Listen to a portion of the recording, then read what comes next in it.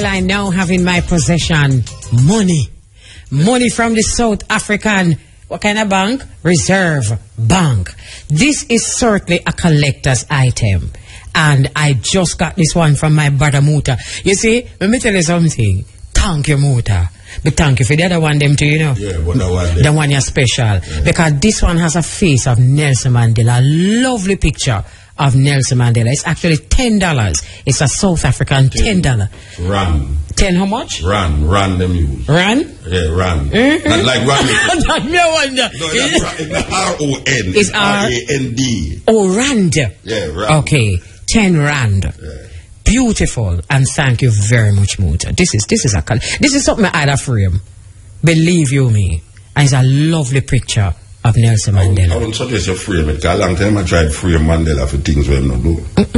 So, every time I just keep it how it is. You know, don't frame it. Don't frame him. No, I hear you. I take your word for it. Yeah. You see, every time I feel if you frame it, I remember what you say. Don't frame him. I hear you. He get enough frame. Yeah. A true man. 26 year what height. It's pretty, don't it?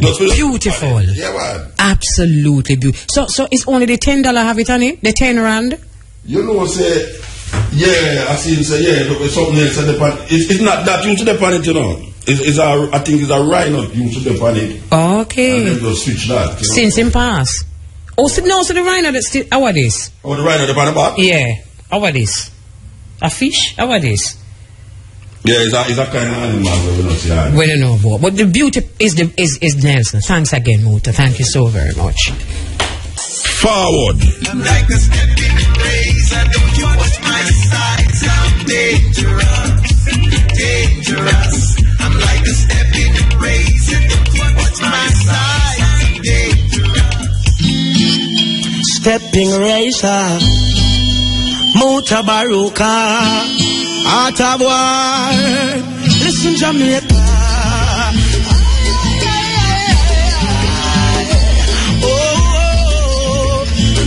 Mutabaruka, the Steppn razor, and this is the art of war. Way on, yeah. Sing it, representing for my family. The blood of African kings run up in our veins. Here in Jamaica, rebellious offspring. Muta got a warrior spirit inside. From that time, we can't him. And this a warrior spirit inside. It come from break every shackle and chain. On a Shaka Zulu, Pitney, and Kuma, Pitney, Steppn razor, Pitney, and the art of war every Thursday. Hey, look how many years them whip with. That's what the whip and one microchip with. We tell them Babylon style of fit with. War it out until we get with victory. Hey, them fight my brother and sister. When we are dance, them say we move sinister. I know we're listening. Mutabaruka, chant the culture, chase the vultures away. On a Shaka Zulu, Pitney, and Kuma, Pitney, Kunta Kinte, Pitney. It's like Malcolm and Martin and Marcus on fire. Taurus, you see right there, represent from Mutabaruka. The art of war, Rastas. When a youth fails, it's always put down to personal problems. But one cannot ignore the social system and the effect it can have on an individual. It's all about the youth. It's all about the youth. The youth them of today. Their role in this society, the part they're gonna play. It's all about the youth them of today. The future for tomorrow, they have to lead the way. Too much unemployment, too much violence and the crime. Too much our youths are in a prison doing time. Not enough in the colleges and universities. Not enough for them to do. Not enough activities. Our youths have so much energy, so much vitality. If it's channeled in the right direction, how great they could be. But they face a lot of problems in this society. And it's supposed to be a land of equal opportunity. It's just the other day, them get to realize where Racism in society is institutionalized. It took the murder of a black youth to open up their eyes. Equal opportunities, is it a pack of lies? It's all about the youth them of today. Their role in this society, the part they're gonna play. It's all about the youth them of today. The future for tomorrow, they have to lead the way. Yes, good day. This is the Steppn Razor, the art of war. We're there with you on next Thursday. We seem not to get in the fullness of what is really happening in Jamaica at this moment, because they have so much diversion in Jamaica that the essence of what is really causing a lot of the problems, it miss we. And when we're supposed to do things to really confront the real situation, then put something in front of it that divert we from it. So we're there with you on next Thursday. We continue the journey. Science of agriculture, the land, the seeds, and the man. Agricultural survival. The man. They have represented me with the worst image. But I know without a doubt that it's because of your lack of knowledge. Foresight, they don't have to see distance. That's why they're living in ignorance. I say, any country that use agriculture as the main source of income can look forward to the future with confidence. But because of lack of confidence in self, we tend to put our responsibility on someone else. The seeds and the land. What is the plan? What is the plan? The man, the seeds and the land. Till the soil, till the soil. Our man for eat 3 times a day and no plant the seeds. Our man wants smoke good herb and no grow no trees. Farmers stress, farmer feel oppressed. The food that we grow, we should have export. But the food that we grow, we see them import. Importation stun the growth of the Jamaican dollar. Fail the economy, then them bow to IMF, trying to pass them things. And with some seeds now, I'm the planter. Digging deep to find the essence of living. Because life is not all about blinging. Science of agriculture. It involves style being tilling on, seeds being planted on, taking care of your kids, creating a better future for them youth here. But our life will be an illusion with the failure of agriculture. But because of 500 years of slavery, with all without pay and agronomy, creating our mind a reverse psychology to think that agriculture is so low and dirty and dirty. The man, the seeds and the land. Till the soil, till the soil. The man, the seeds and the land. The future is agriculture. The end revolution is upon man. One solution, cultivation. Put forward the seeds in the soil. Such a joy, Mother Earth have to smile. It bring the kyle, minerals and I. The land, the seed and the man. All of it could have been one. Agriculture is the solution. The land, the seeds and the man. Till the soil. It's for every mind in town and country to plant a tree and save the economy, protect the environment, better future to a picnic, uplift for meditation, give clear a concentration. Kill the sun. People for know say I was here before them. Because I'm the man of the past, living in the present and stepping in the future. The man, the sea, and the land. Yes, message to the people. You know, people claim that we live in an industrialized world where those of us who's not industrialized will be left behind. I don't give credence to that. I realize that the more you're industrialized, is the shorter your time might be on this planet. And the nations right now, the industrialized nations, seem to recognize the importance of other things other than metal and steel and concrete.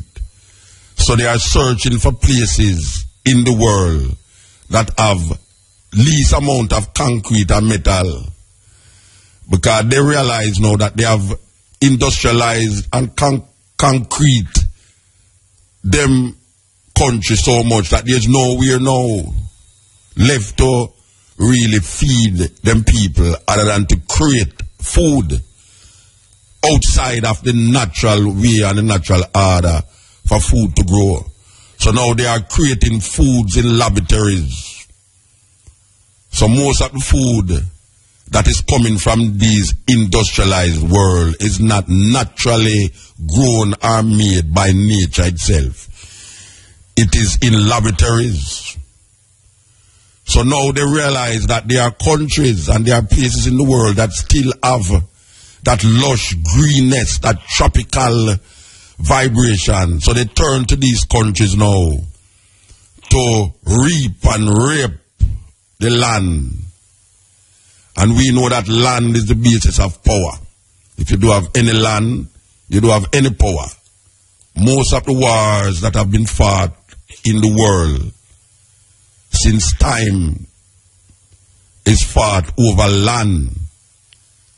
And if you're a Bible person, you will recognize that the war that is taking place right now in Palestine and the so-called Israel stem from a story in the Bible about land and who's supposed to control land. And we must not forget that there is a land that them call Canaan land, that some group of people was told to go in there and take all of that land, because that land was supposed to be flowing with milk and honey. So land is really very important and significant through history. And if we don't recognize how important land is in the future development of the so-called underdeveloped countries, we're in a serious problem. It is not, and I repeat, it is not industrialization that is going to allow man to survive on this planet. Because we see all sorts of things now that is fighting against nature. Plastic bottle, styrofoam box, all sorts of carbon monoxide and methane gas. All of these things contribute to the pollution of our atmosphere. And we find that in Jamaica, the majority of people is not conscious. The majority of Jamaican people is not conscious of the environment that them live in. And how, if you treat the environment properly, the environment will reciprocate and treat you quite well. Instead of going around destroying the environment and believe, say, you guys sustain yourself. The earth have a way of replenish itself. Man cannot destroy the planet. The planet might just destroy man. So whenever man put things in the earth that is not conducive to earth's vibration, the earth have a way of just push it out back by way of earthquake, tidal waves and tsunamis. And then you find that it affects man. And when we say man here, we're talking about human as we know them today. So here we are saying now, we feel say it's time And we are talking to the Jamaican people now, even though we know it's a worldwide problem, especially in a so-called third world countries. We feel it's a very important aspect of our future development that people start to get close to their environment and be conscious of what they are doing and hope that they're not doing something that is creating a negative impact on where we live. That is why we're bawling out about chicken gonorrhea and all these new kind of disease we never used to hear about when we are picnic. I don't know how mosquito they are forever since. And all of a sudden mosquito have some things in it now where we never used to hear about. When we go to Africa, we hear about malaria. Me catch malaria till me nearly dead with malaria. Going to Africa in some deep jungle and go find say, but me never ever remember say, them places I swarming with malaria. I come back to Jamaica with malaria. Mosquito give malaria. Now we hear mosquito have so much things in it. Now all this little fine insect have so much things in it for affect man. It shows a man cannot fight nature.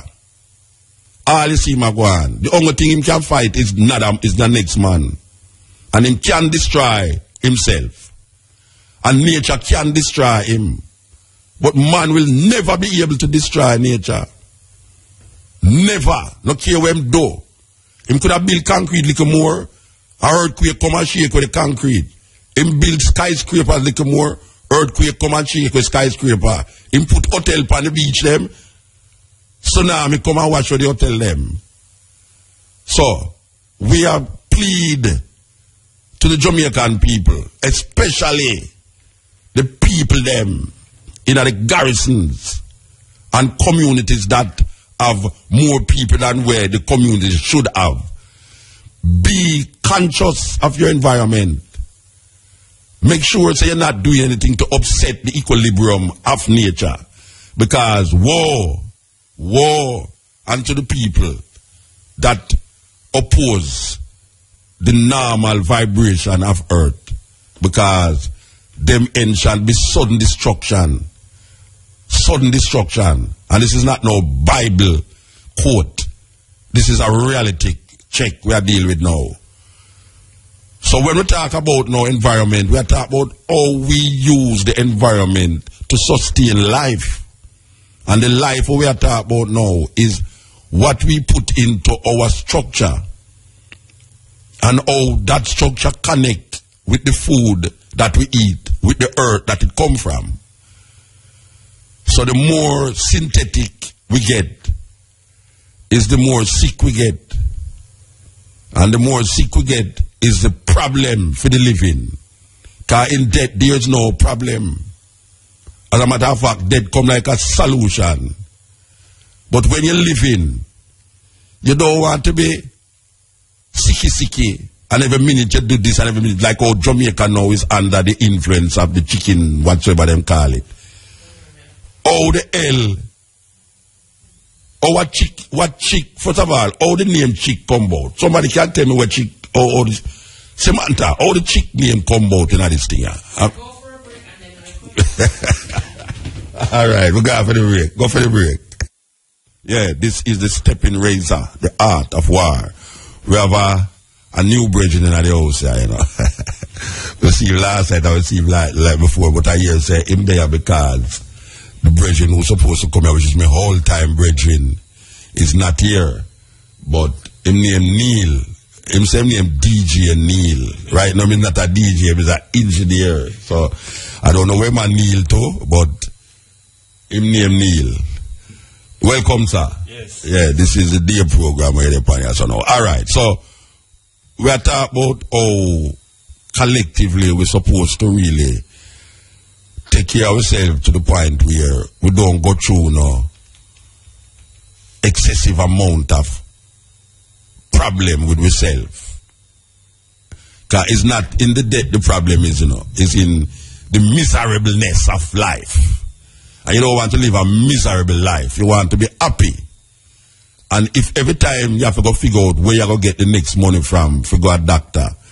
Because right now, the way the things set up for poor people, you know.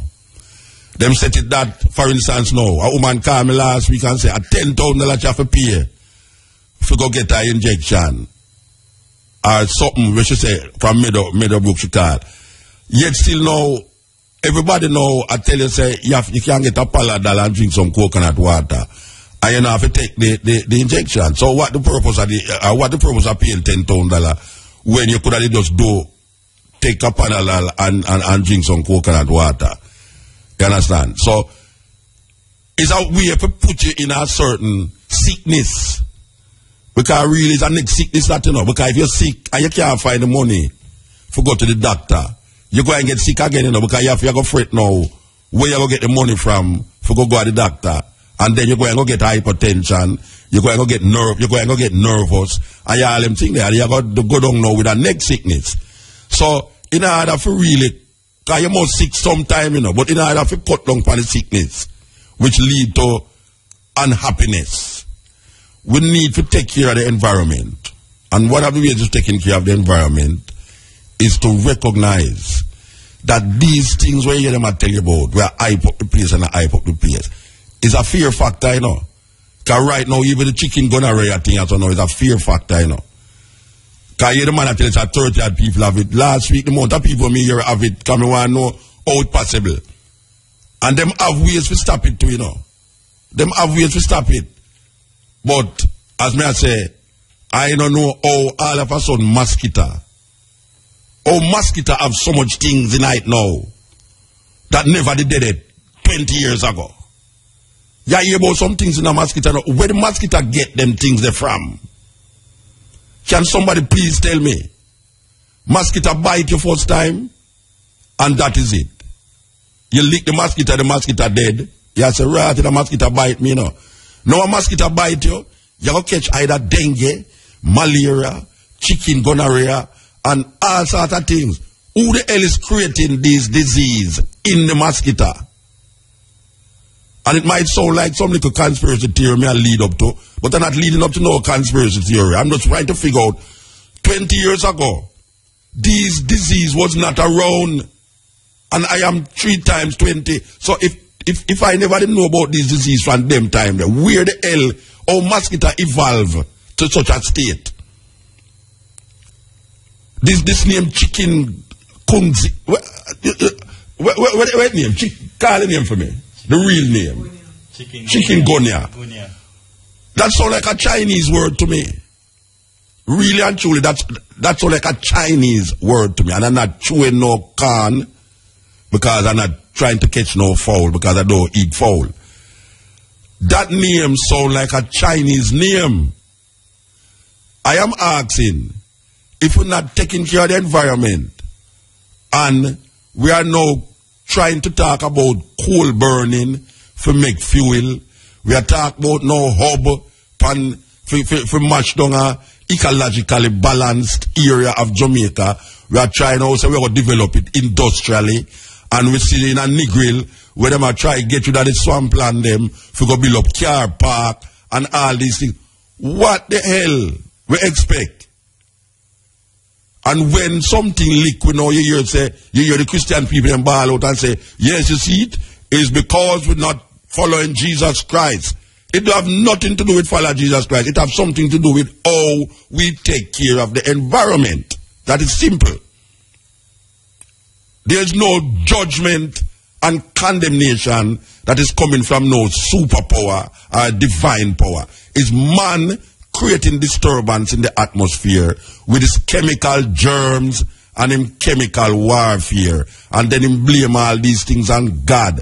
Man is the destruction of man. It's just simple. It's no outside entity. All them tsunami and hurricane and all these things that are happening is nature fighting back.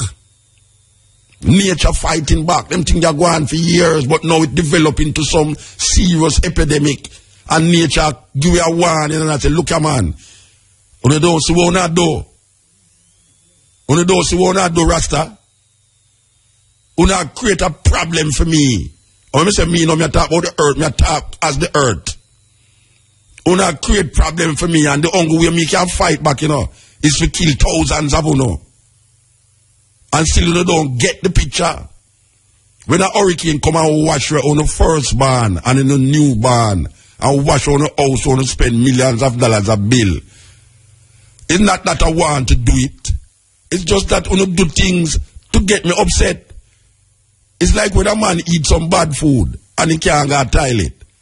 And then when him Lego one of the thing them, it smells for years or to die kingdom come.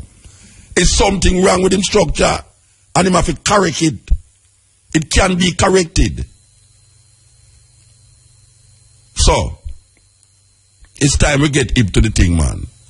And stop create these whole heap of hype over something where it's created. It's man create these things. Man create these things that is creating problem for man.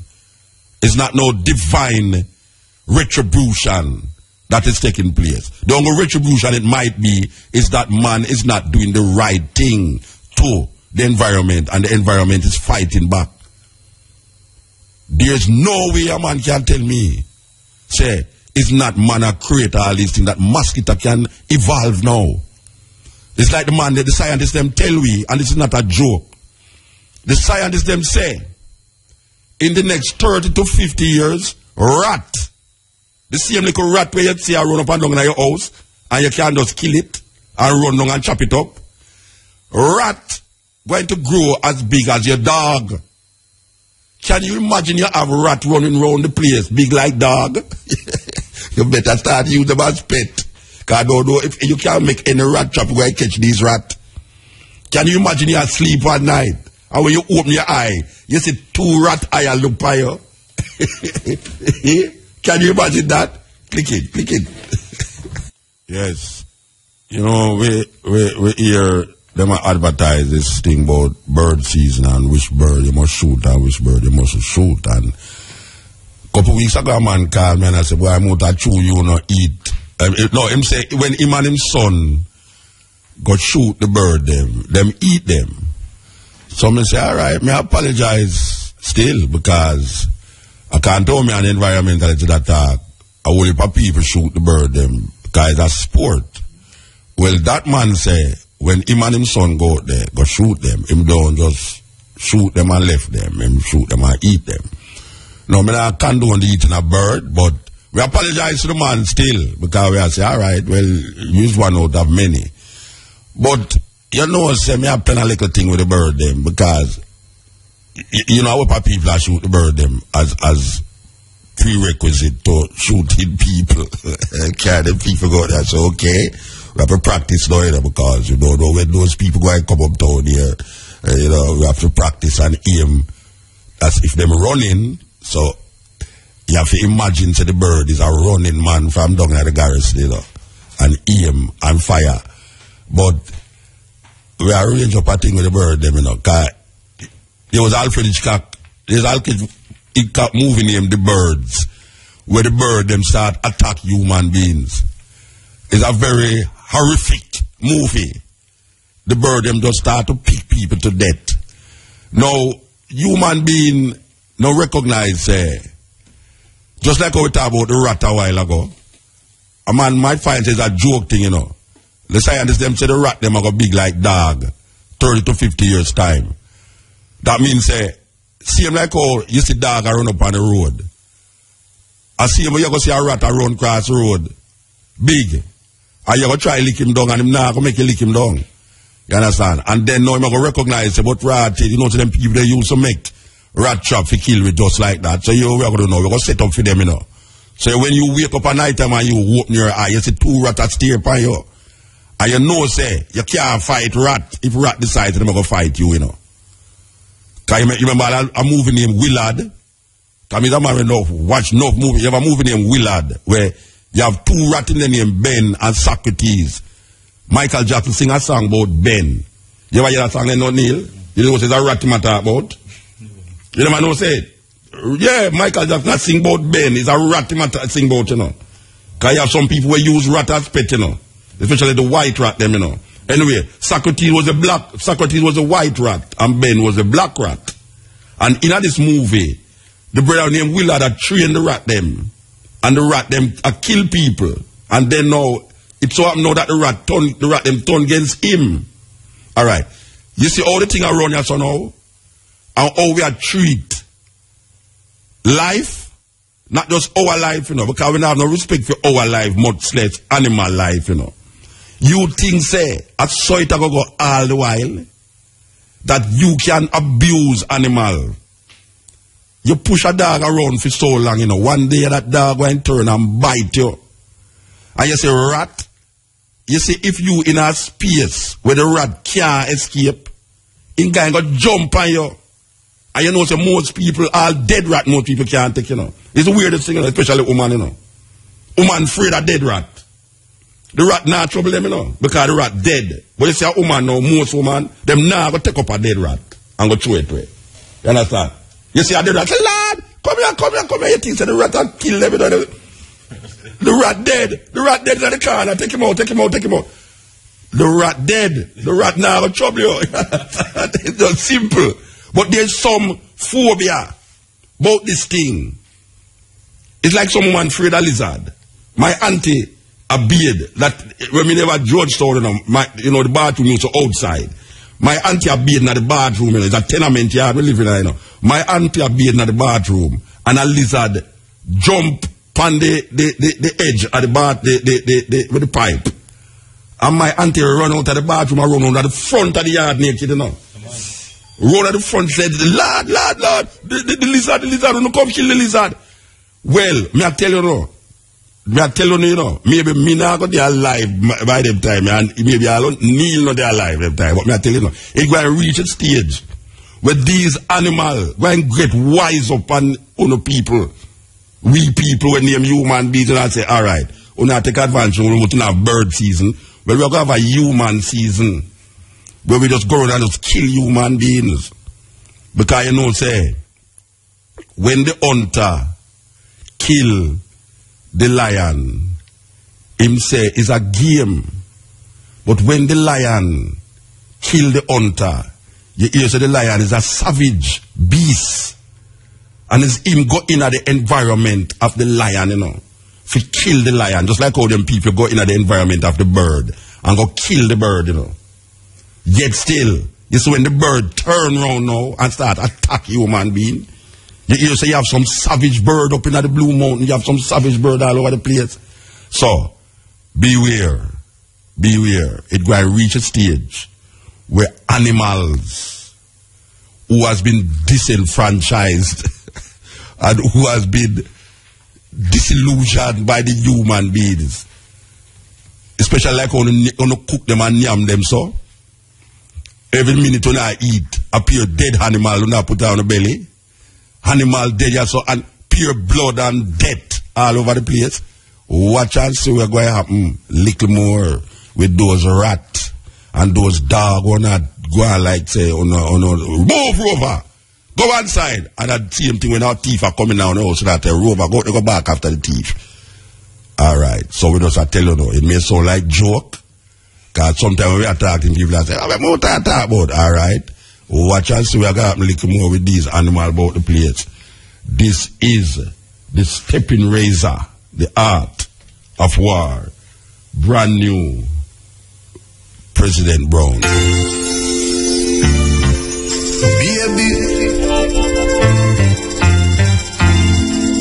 walk, you know. Come turn me on, baby. The breeze of blood, they push them out and do make it sound like a storm, baby. Come turn me on, baby. The rain up, it up on the roof.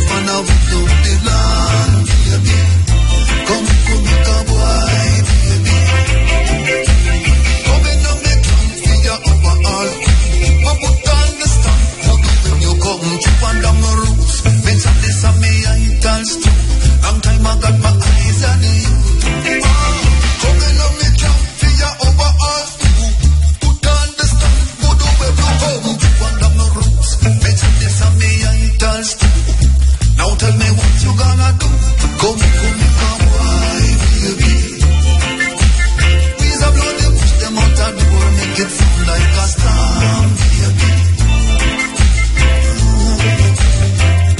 Come up in on my arms, baby. The rain a put up on the roof and I wet up the land, baby. Come boy, baby. You are water, me have the fire. Wind up your butt and make your bubble over. You got the question, me and the answer. Forget that rain and thunder. Yes, we are talking about this. You know, it's on the lips of everybody now, this chicken gonorrhea. I mean, what do you call it, Joe? You see? We must sound obnoxious. I keep saying chicken gonorrhea. Trust me. Chicken gonya. The last part sound like African and the fourth part sound like Chinese. Alright, chickpea is the short word. Alright. Chickpea. Stop sound obnoxious. Okay. So, we have a person on the line that going to tell you exactly. We have Dr. Sandra Jackson. Good afternoon. Hello, hi, Mutabaruka. How are you? I'm quite okay. Lecturer at University of the West Indies, consultant, microbiology, specializing in virology. What is virology? Virology, yes, sir. What is virology? I never heard that word before. Virology, that is the name of the study of organisms, those very small ones that you can't see with a microscope. Okay. And that cause like HIV and dengue and chick. Yeah, chick thing. Chick is a virus. It's not a bacteria. Mm-hmm. It's a virus. All right. The name sound African at the last part. I don't know the first part, but the gongonya sound like an African word. I don't know where the che come from, but you can just explain to me what the origin of this name and why is it called chikungunya? Why is it called that? Chikungunya. You're pronouncing it very well. And the name actually means that which bends up, because people who actually are infected with it, a lot of them, it causes a lot of muscle pain and ache, just like dengue would, but sometimes it's a little bit more severe. And so they may actually bend because they can't walk properly, and therefore that's what it means. And it comes from the Kimakonde language, actually, of the Makonde people. And these people actually are an African tribe in the east border between Mozambique and Tanzania. And this is where chikungunya was first detected, and the first epidemic occurred in 1952. In East Africa. That started East Africa, then it went to Central Africa. That's correct. Okay. All right. So, how long ago you said they found out this? In 1952, sir. All right. So, how the disease get... I mean, how that mosquito get over here? I mean, really. Is it airborne, or is it like you have to have the mosquito to do it? You have to have the mosquito, sir. So it's not It airborne? happens that mosquitoes are in warm climate, okay, tropical climate, and a particular type of mosquito, the Aedes mosquito, and there are different types of species of the Aedes. Yeah. And in Africa they have different species, in the Caribbean you have different species.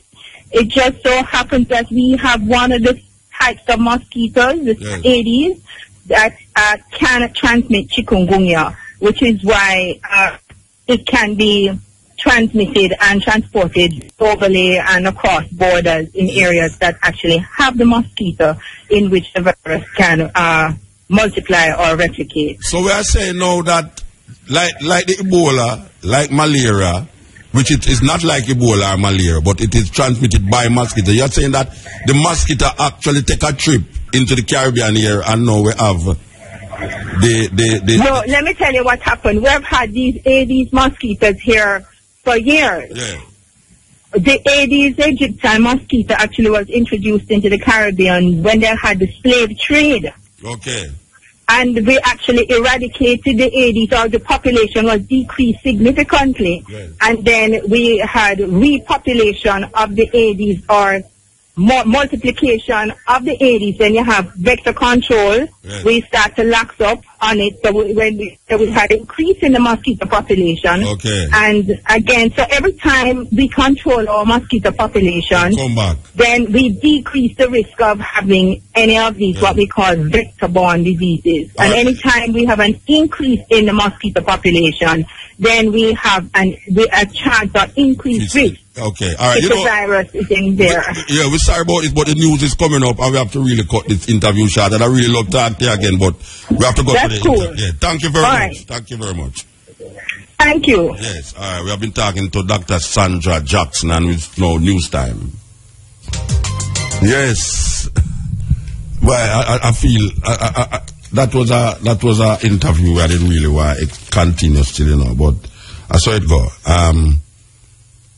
The interesting thing and the question is still to be asked, because we know that do we all them set up the thing? Do we all the thing set up that all of the disease them that has now taken over the place originate from Africa, according to where them I say. We know of a disease in the Black Plague. I don't know how much people know about the Black Plague.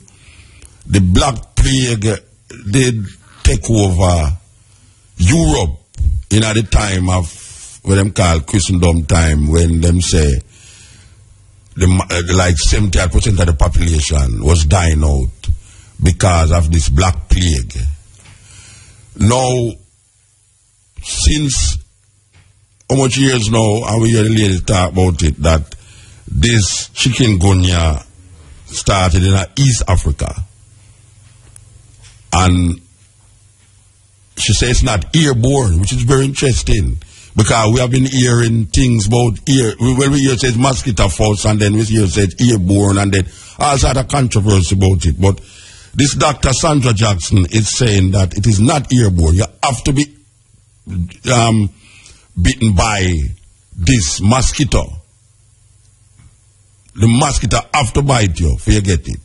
So it's important that since you can't identify mosquitoes, I don't know how Noah identify the mosquito and put them in the ark, but since you can't identify mosquito, male or female, you have to know, say, you must make the mosquito bite you.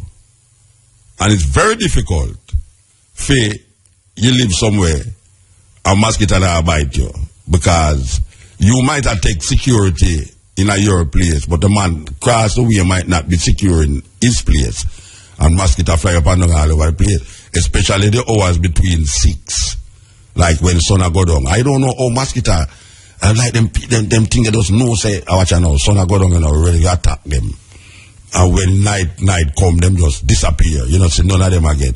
So if you have a fan, and this is very important, everybody have fan in their house nowadays. Fan cheap on the roadside. If you have a fan, turn on your fan them. On the high. Mosquito can't survive. And if they survive, blow them and blow away. So, me don't know, you can take all the precautions you want still, But me just tell you of a next precaution. The next precaution where you have is to turn on your fan in your house. Whether you're cold or not, turn on your fan in your house. And make the fan blow at high speed. See, so that they can blow away. Okay, all right. Advertisement time. Yeah, the time is 3 o'clock on the Steppn razor. All right. We just get our next, so Jackie in the studio with we. So it's 3 hours in the studio today. And Samantha, 4 hours in the studio. Yeah, I'm just reminded that when we go to Africa, right, we always, I say, bitters. It's one of the things that mosquitoes like when you're sweet, Mosquitoes like when you're sweet, believe you me. You see, if I only pass sweet, and mosquitoes smell that, them just jump on you immediately. But you see, if you have bitterness in your body, it's like it reject. The mosquito them say them now come near it. So one of the things them is where Jamaican people don't like, and it's bitter things. Like a susumba. Jamaican people can't take susumba, susumba or bitter thing. And you have bitters out there. Cersei, you have tansy. What people don't know about tansy, you have tansy. But, and if you go to Africa, the medicine where them give you is a bitter thing, them give you, where you take the tablet and it just goes so boom, release this bitterness in your body. So me don't know, maybe we can't even use that too, the bitterness. So we have some recommendations that's all. Apart from go spend $10,000 for tell you say must take Panadol and drink coconut water. The people are wicked, you know. That's how wicked enough people, you know. They go to the hospital and get to say $10,000, right? You know. Go to the pharmacy, go buy some Panadol and drink some coconut water. And I didn't wonder why the coconut place so full up the other day, you know. Watch it, Waterloo, you know. And I just realized it. Say, it's discussed the coconut them. So he said, no. $3, they go murder a coconut and go up, you know. Coconut going go up, you know. Well, I'm coconut man, jelly man. Yes, so they can't make a food, you know. Believe you me, all the people who did that part, you know, about them don't want no coconut. They don't want no coconut water. You know, see, them prefer to drink Pepsi. They realize, hey, Pepsi, the chicken gonorrhea love the Pepsi. And they do them call the Egyptian mosquito love the Pepsi. But apparently the coconut water flushing system in a certain way where the other things them not do. So them are suggest. I don't know how it go, but I've been hearing this all over the place that take a panel and drink some coconut water yard. My sister up at St. Thomas, they only do up there.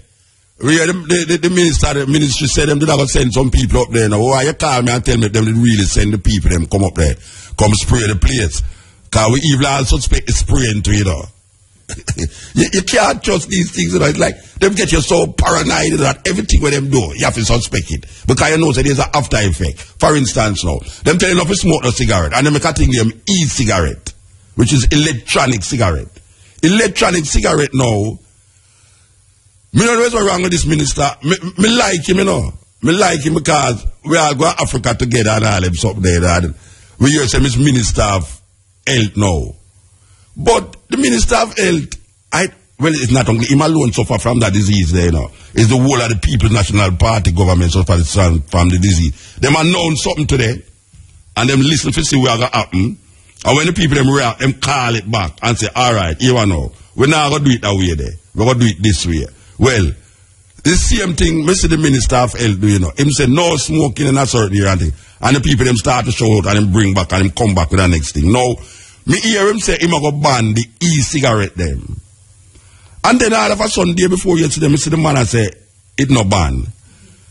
Me I say, the man, it come like them castrate him. It's like, me not understand why them people they say things and then go back on the thing the next day or 2 days after. Because the e-cigarette have certain things in it too which can cause cancer. It's not a speculation. It's not a speculation. The American them know that. You understand? So when him say ban e-cigarette and then him go back now, it's like him a play. I mean, I know it's which guys I tell him these things or promise them some big contract or money that they can go against with them as they continuously. Look at man. It's the same thing them do all the while. That's why we say we're paranoid. We're paranoid of them because every time them do something, we realize that it is not in the interest, the best interest of the majority of people. So when them come and tell me about chicken gonorrhea and all these things, and now we hear them and say it is not airborne, it is mosquito. And then we say, which part the mosquito come from? Oh, the mosquito come from Africa. Of course, malaria come from Africa. Ebola come from Africa. HIV come from, I mean, everything come from Africa. Everything. We are cursed. African people, we are cursed. Believe you me. Yet still, we don't say, good must overcome evil. And we are say, them could attack like more. We know say, a whole heap of them things they are them created. To create an imbalance, are them created. Okay, so, we're going to go to a very interesting thing, you know. We'll come off of the mosquito thing, you know, because I know them never spray inside or so, but I know say I don't see no mosquito in here. All right. But I know, say, IRFM is susceptible to all different things. So, don't open the door too much, you know. I don't say you're going and come out, going and come out, you know. It's either you're going to stay in or stay out. I don't know why you keep open the door, you know. That's that, even though it's two doors there. All right. We are watching news the other day and we see a man, him name Mr. Grant. Mr. Grant is a shoemaker down at Dunn's River for like 28 years. The man down there. We are talking to Cabo about it and Cabo say, obviously the man down there for a picnic. The man at 28 years, Cabo at 30. So we are say, at 28 years the man down there and make shoes. And the U.D.C. decides they're going to move him. Now, we know where the U.D.C. is a government institution and we know about the beach edge them and this and that and that. But this kind of sound like an extremity to me. Very extreme. Here's a man a sell make shoes for the tourists them for walk on the edge of the rock. You know the rock them. Sometimes white people can't take the rock them certain ways. So them buy these little shoes for deal with it. And the man I make him live in them, employ over 10, 20, 13 people or whatsoever him say. And now we hear the government, well, the U.D.C. move him. But the problem is not that the U.D.C. move him, you know. Because we can't hear say people move people because of whatsoever. But them not going to move him. But them open a store like Femon. And I sell the shoes them cheaper than... Neil, you hear the capitalistic thing, you know. A man where I sell shoes for 28 years in a Dunn's River, you know. Set up in business and feed people, feed him family, and bring employment to people. Then move him and put him somewhere where tourists hardly go. And then, they must sue him too. When they must, you see, alright, we would have like find out why they must sue him. Because he must decide to own Dunn's River. Alright. They move the man and now them open a store like Femon and I sell the shoes. Mr. Grant, good afternoon, sir. Good afternoon, Muta. Alright, I know you're going to tell me about court business and it's in a court and you can't say certain thing, but I'm not going to ask you nothing where I go infringe upon the court. You understand? Yes. Alright, but I want to find out from you. Why they move you? Them trying to say we're not seeing the way. Hold on, there's something feedback this way, you know. I don't know where you have around you. You have your thing pan speaker? You have your phone? No, I'm not doing the one of them. Then how it echo, so? How it echo? Me, I want to house, I empty house, you know. Them if you keep from out, them if you call your furniture, them know, you mean? All right. I could say we can't get to the point. Yes, why them say you must stay there? 2005. Then said them I raised the rent, Muta, from 2,300 acres to 2,500 US plus GCT. Hold on it. You have paid $2,500 Jamaican. 2,300. Jamaican. Yes. Yeah. How long now you have paid 2,300 Jamaican? I paid about 20 years. 20 years you have paid 2,800 Jamaican. 2,300 Jamaican. Yeah, and now them say they're going to raise it to how much? 2,500 US. 2,500 US? Yes. So it's like them a retro act where them never did charge you in the 20 years. For 20. Maybe, I'm not sure. 2,500 US. Almost. More than $250,000 that. Definitely. That's our per month. Per month. So they want to charge you over nearly 300,000 Jamaican per month. Yes. After you did have paid 2,000 Jamaican per month. Yes. So they never ever double it and said 5,000 Jamaican. No. A true you talk, Bridget? 100%. No, me ask you, a true you talk? Muta, me a ballad man, but me never say ballad and dread. Me never, ballad and dread come up in this. Me I say. Me I tell you, me a typical man, me not tell lie. Me a clean out man. All right. Let me get it clear because it sounds weird to me. You have been paying 2,300 Jamaican per month for the place. Yes. And the U.D.C. come to you and now say you must pay nearly 300,000 Jamaican for the rent. Yes, 2,500 US plus GCT. Plus GCT. Yes. All right. So what them carrying you to the court for? What them carry you to court for? We put it at Supreme Court. Oh, and you put it at the court? Yes, and me never hear no verdict like the judge said. The lawyer tell me say, the lawyer tell me say, the judge said me can pay. The lawyer tell me. The judge say you can pay the 300,000 Jamaican. Yes, but after trying paying, it's tough. And the U.D.C. put over for court 2010. A sentence there. And the judge tell the U.D.C. so they must go and get their facts together. So from that, the U.D.C. are going away until when we go to pay the rent, they say they're not collect no more rent away. You hear me? I make you talk, man, because I want to hear the story. I make you talk. You say them not collect no more rent from you. Yes, and we there till we see them move up one of the shop, till they move up the second shop. One day my lawyer called me and tell me say the U.D.C. assume me pay $6.5 million for my warden from 09. And the court date of the 29th of January 2015. So alright, so hold on there. From 2009, them say you owe them $6.5 million in a rent. Yes. From 2009, that's 4 years ago. 4 years. Yes. And your rent for 4 years come up to 6 point how much you say? 6.5 million. No, Bridget. Are you own the plaza? Are you own the plaza? Don't go over here. Don't go watch here. Believe me. It looks up at you. But most of me have some little things to say to you. I don't know if... Oh, but you not get a chance to say it, man. I just want to figure out the whole thing. Because me have to find out why them do this thing here. Because, you know, there's something that I say now, all right, them want to raise the rent. You carry them go to court. The court say you can't afford to pay it.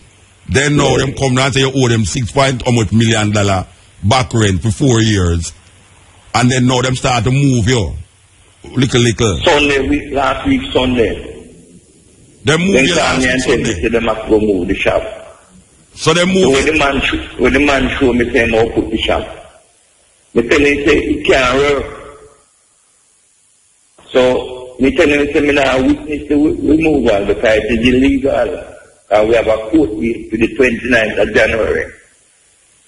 And him call up him man them and me drive away. And the Monday morning when we go and see the shop is not where him saying was going to put it. The shop is about 3/4 mile in the bush from where him saying was going to put it. So, we start to make the move. Him tell me, say, it is Sunday, he tell me, say, we must start to quote the laws and Mr. Leon Garden. So, me ask him, say, if you know who is Mr. Leon Garden, he said the chairman of SADCO. So me ask him, say, if he knows Mr. Leon Garden, make a report at the police high command. Say me a pay gunman to kill him. He said, don't know that. But more than 3 men make a report against me, and the 3 men are friends. One of them are a U.D.C. top man, the chairman. One of them are the mayor of Steppn, and one of them are the principal of Brownstone Community College. The 3 of them make a report that me a pay gunman to kill them. So when he tell me, say me to talk to the chairman, me tell him, say, me afraid of the chairman because if that man make a report against me like that, you know, see how me can't talk to him. You get me? May I listen to you, Bridget? May I listen to you? So, all right, so let me ask you something now. Where you are to know, where it reaches stage now, where the shop they know and where you are to know in terms of the shop move. Apart from going to court and going to court, where you are to know? Right now, me lay them up. Me have 2 more shops, you know. Me have 2 more shops, one a Lions Den and one a Discovery Bay, but them slow. Them is not like Dunjura, because you know Dunjura where everybody go. Yeah, you have a consistent flow of tourists. Yes, but Muta, when we concerned about, you move me the Sunday and the Monday, less than a change from where you move me from. You start sell shoes there, U.D.C. Start sell shoes. The U.D.C. put up them so they don't want no business in the courtyard. But the U.D.C. put up a big shoe shop there. And I sell shoes. When me inside, I sell for $17. The U.D.C. out of the courtyard, I sell for $10. So there is no way me can survive. And when I leave the courtyard, I just come through the security, where you buy a ticket and come. You have one big fat security there, where I sell the shoes. If you even a pass, you say you'll get the shoes from Grant. The big security, I hold up and I tell you, say, you can't get the shoes in there, it's best to buy and when you want, more than go inside to rent shoes or buy shoes. It's best to get them out here. They are filthy, they are not clean. The security. Alright, let me ask you a question. Who own the present shooting now where you are talking about? We are still pretending that. Who own it? U.D.C. U.D.C. set up shoe shop? Yes. They have 3 places right now where they must sell the shoes. This is after your thing, after they move you? After they move me, they start selling close to where me was. But they set up... Them never have it before? They set up 2 shops before... Before they move you? Before they move me. Yeah. And then now them set up another one after they move you? Yes, them start sell there. So the one where them set up after they move you, the one where them set up after they move you is near the place where you used today? Actually the place where we used today. It's about a change from where we used today. Okay. And the U.D.C. own the whole 3 store them? I saw me here in a motor. No, wait a minute. So you're here. So you don't know if I true then, that's your ear. Yes, that's what me hear. I don't know if I true because... Yeah, but the fact is that I choose to go there, I am a source to shoes to U.D.C. Oh. Because, may I say, if I U.D.C. and the man there say I source to shoes to U.D.C. So funny, and the man when they say I source to shoes to the man, to U.D.C. His son up on the board of a Kingston. His son is on the board in Kingston, so definitely you can't see the supper shady. He's on the board of the U.D.C, the one who has sold the shoes. Yes. He is not on the board in Kingston, but his son is on the board in Kingston. His son is on the one who has sold the shoes. His son is on the board of U.D.C. Yes. Oh. And the other thing when we learn again, we learn to none of the board members don't like me because me a man was straightforward, me no show them. I true, you make millions, man. You make millions. But Muta, may I tell you this? Me used to pay for 3 bucks for the PNP to go to Kingston. Me was like hold on. You used to pay for 3 bucks to pay. Yes, go to Kingston. I'm meeting. Me and man the Fairtown place in the motor. Me put up welcoming sign, me put up urinal, me put up rubbish kit, me send fitness school, me bury the dead. Me don't answer that thing, Muta. So you're a PNP man? Muta, me a brigadist sign. No, me not me a brigadist. A brigadist starts on long time, so me ask you. You support the PNP? We support everybody. No, wait, no man. Me not ask if you support everybody. Me say, You just, me never ask you about the bus them, you know. And you Yes. just tell me, say, you pay for 3 bus all the while for go a town, for go a All the while PNP. to can. So me I ask you then, that means you're a PNP supporter. Support the PNP. Alright, so if you're a but the U.D.C. under the government, the PNP government. Yes. So you never have a fallout. Why? Them take that drastic Look, turn? it look funny. Because I tell you, say, one look thing good on the motor, one look thing good on it, one pretty lady, you know. Which pretty lady you talk about now? What to the pretty lady are you?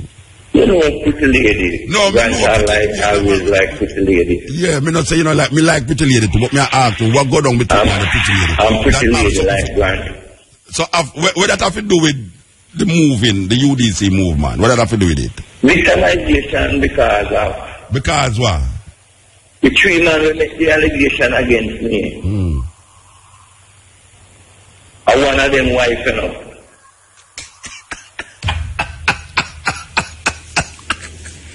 And the 3 of them are friends. Really? I try to say, you're there with the man wife.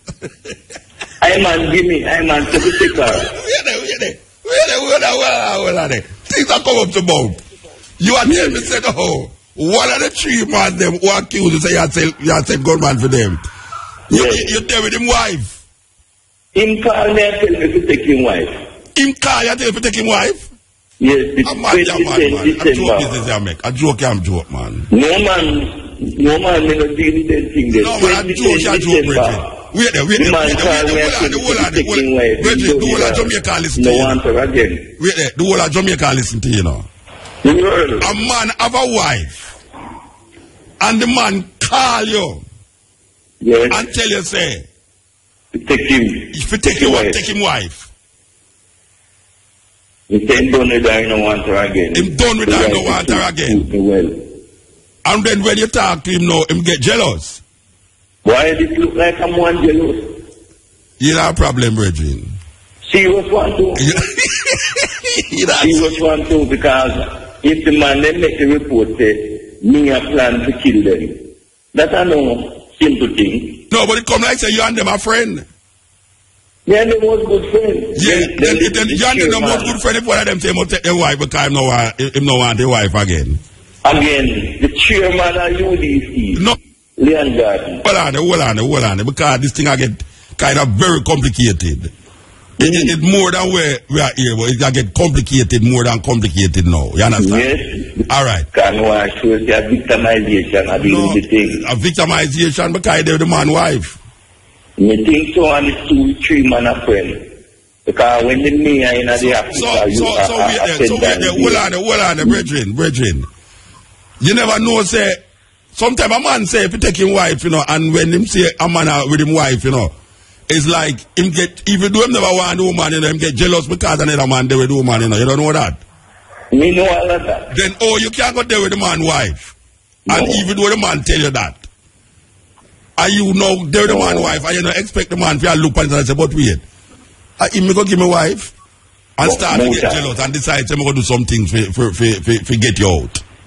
Mota, if me come and tell you, say me no want my wife again, then means me no want my wife. Yeah, but me not gonna look the man wife.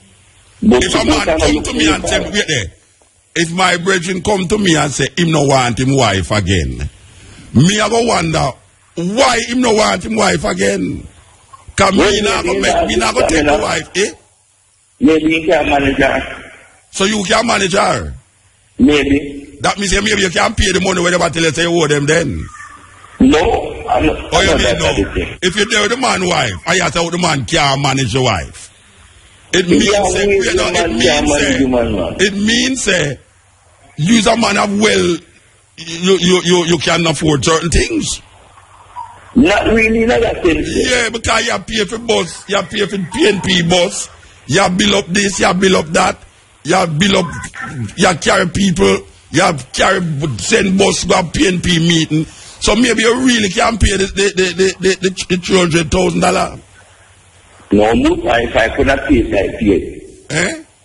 If I could pay it, well, so like you involved with them more than you say. It's so like you're deep, you know, some deep filth.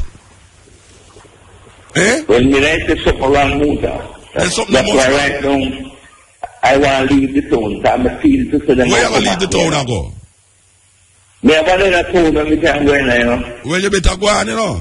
Go on and forget about Dunn's River. Because I feel to them won't come at me, you know. No, well, if them come at you, you done say it on the radio already. I will hear you say it on the radio. So me I say, I better you just go left the Dunn's River then, brethren. Because you sound like you're in a deep filth. Me think so. Yeah. Just lower the Dunn's River, and it sound like you can't pay the 6 million to, you know. No, Muta, I need another position there. Oh, you mean, then they not go to one of your PNP big friend there, man?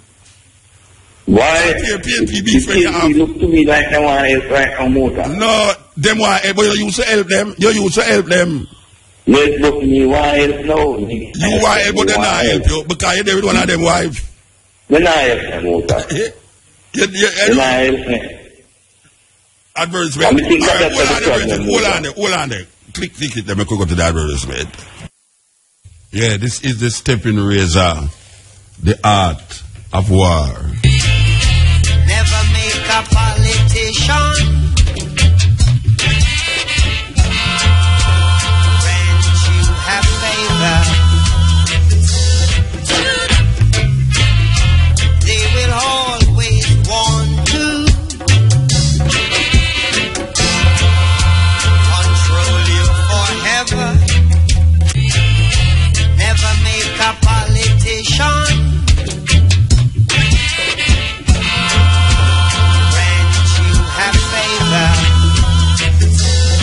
Yeah, Mr. Grant? Yes, man. You hear what Bob Marley there say? Me know that rhythm there. No, me know you know the rhythm, but me ask if you hear what him say. Yes, me a sound man, you know. Then they no realize that catch you. And that catch me, yes, politician. Oh, yeah, that me assure you. So you agree with your politician catch you, that's no? Yes, because... Yeah, so hear what me I say now. Hear what me I say now. Because me don't hear the story now. Me ears were really a go on now. So hear what me I say now. You need to find another place. Yeah, try. Yeah, you need to find another place. Because it's down there so now. I use this, you go fight that. Because you fight a conglomerate of people where you're not going to win.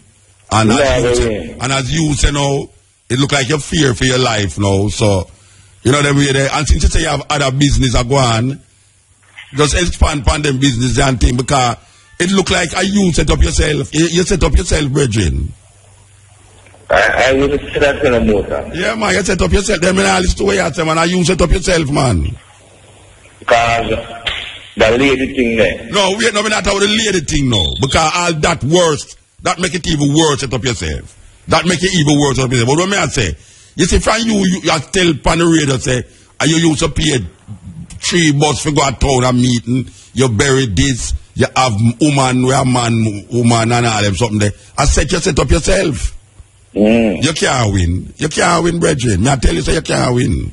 Me know, so you can't win them. Well, if you can't win, no, you can't win them in a whole heap of ways, you know, but not in your situation. Your situation, you can't win. So hear me tell you. Continue going on with your life. It look like you make some money. Can you say you have other shop, one in a, where say you have one in a way? Yeah, one Lions there. One Lions there. You know, some brethren used to run that place there, you know. You remember him? We're dead? Yes. Yeah. Beside Dalton Cove there. Yeah, and you have a next one. Which price you have the next one? Discovery Beer. Discovery Beer. So you're a big man. You're a big man. You're a big politician, man. You support politics and things. So, you know. Yes, you support empathy. Yeah, so you're not no problem. You're not a problem. That's at least your problem here right now. Because obviously, you're part of them. You're part of the group. And right now, you know, the group turned against you now. The group turned against you. All right. So give thanks, brethren. And we just wish you success in your business. Continue your business still. You know what I mean there? And just try expand it. Try expand it. You hear Mr. Grant? Every time, one love. All right. Give thanks. Yeah, we just talk to Mr. Edward Grant, a shoemaker who used to sell in Dunn's River for 28 years. They move him. U.D.C. move him. And now him in a court. And them say they were suing for $6.2 million for things we never paid from 2009. And him have a big full story. And the full story get him in a problem.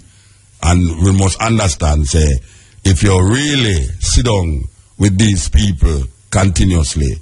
If you're one of them there, when you try to do something different from them, you're going to get nicked. And that is what happened to him. That is what happened to him. That is what happened to him. Never make a politician. When you have favor.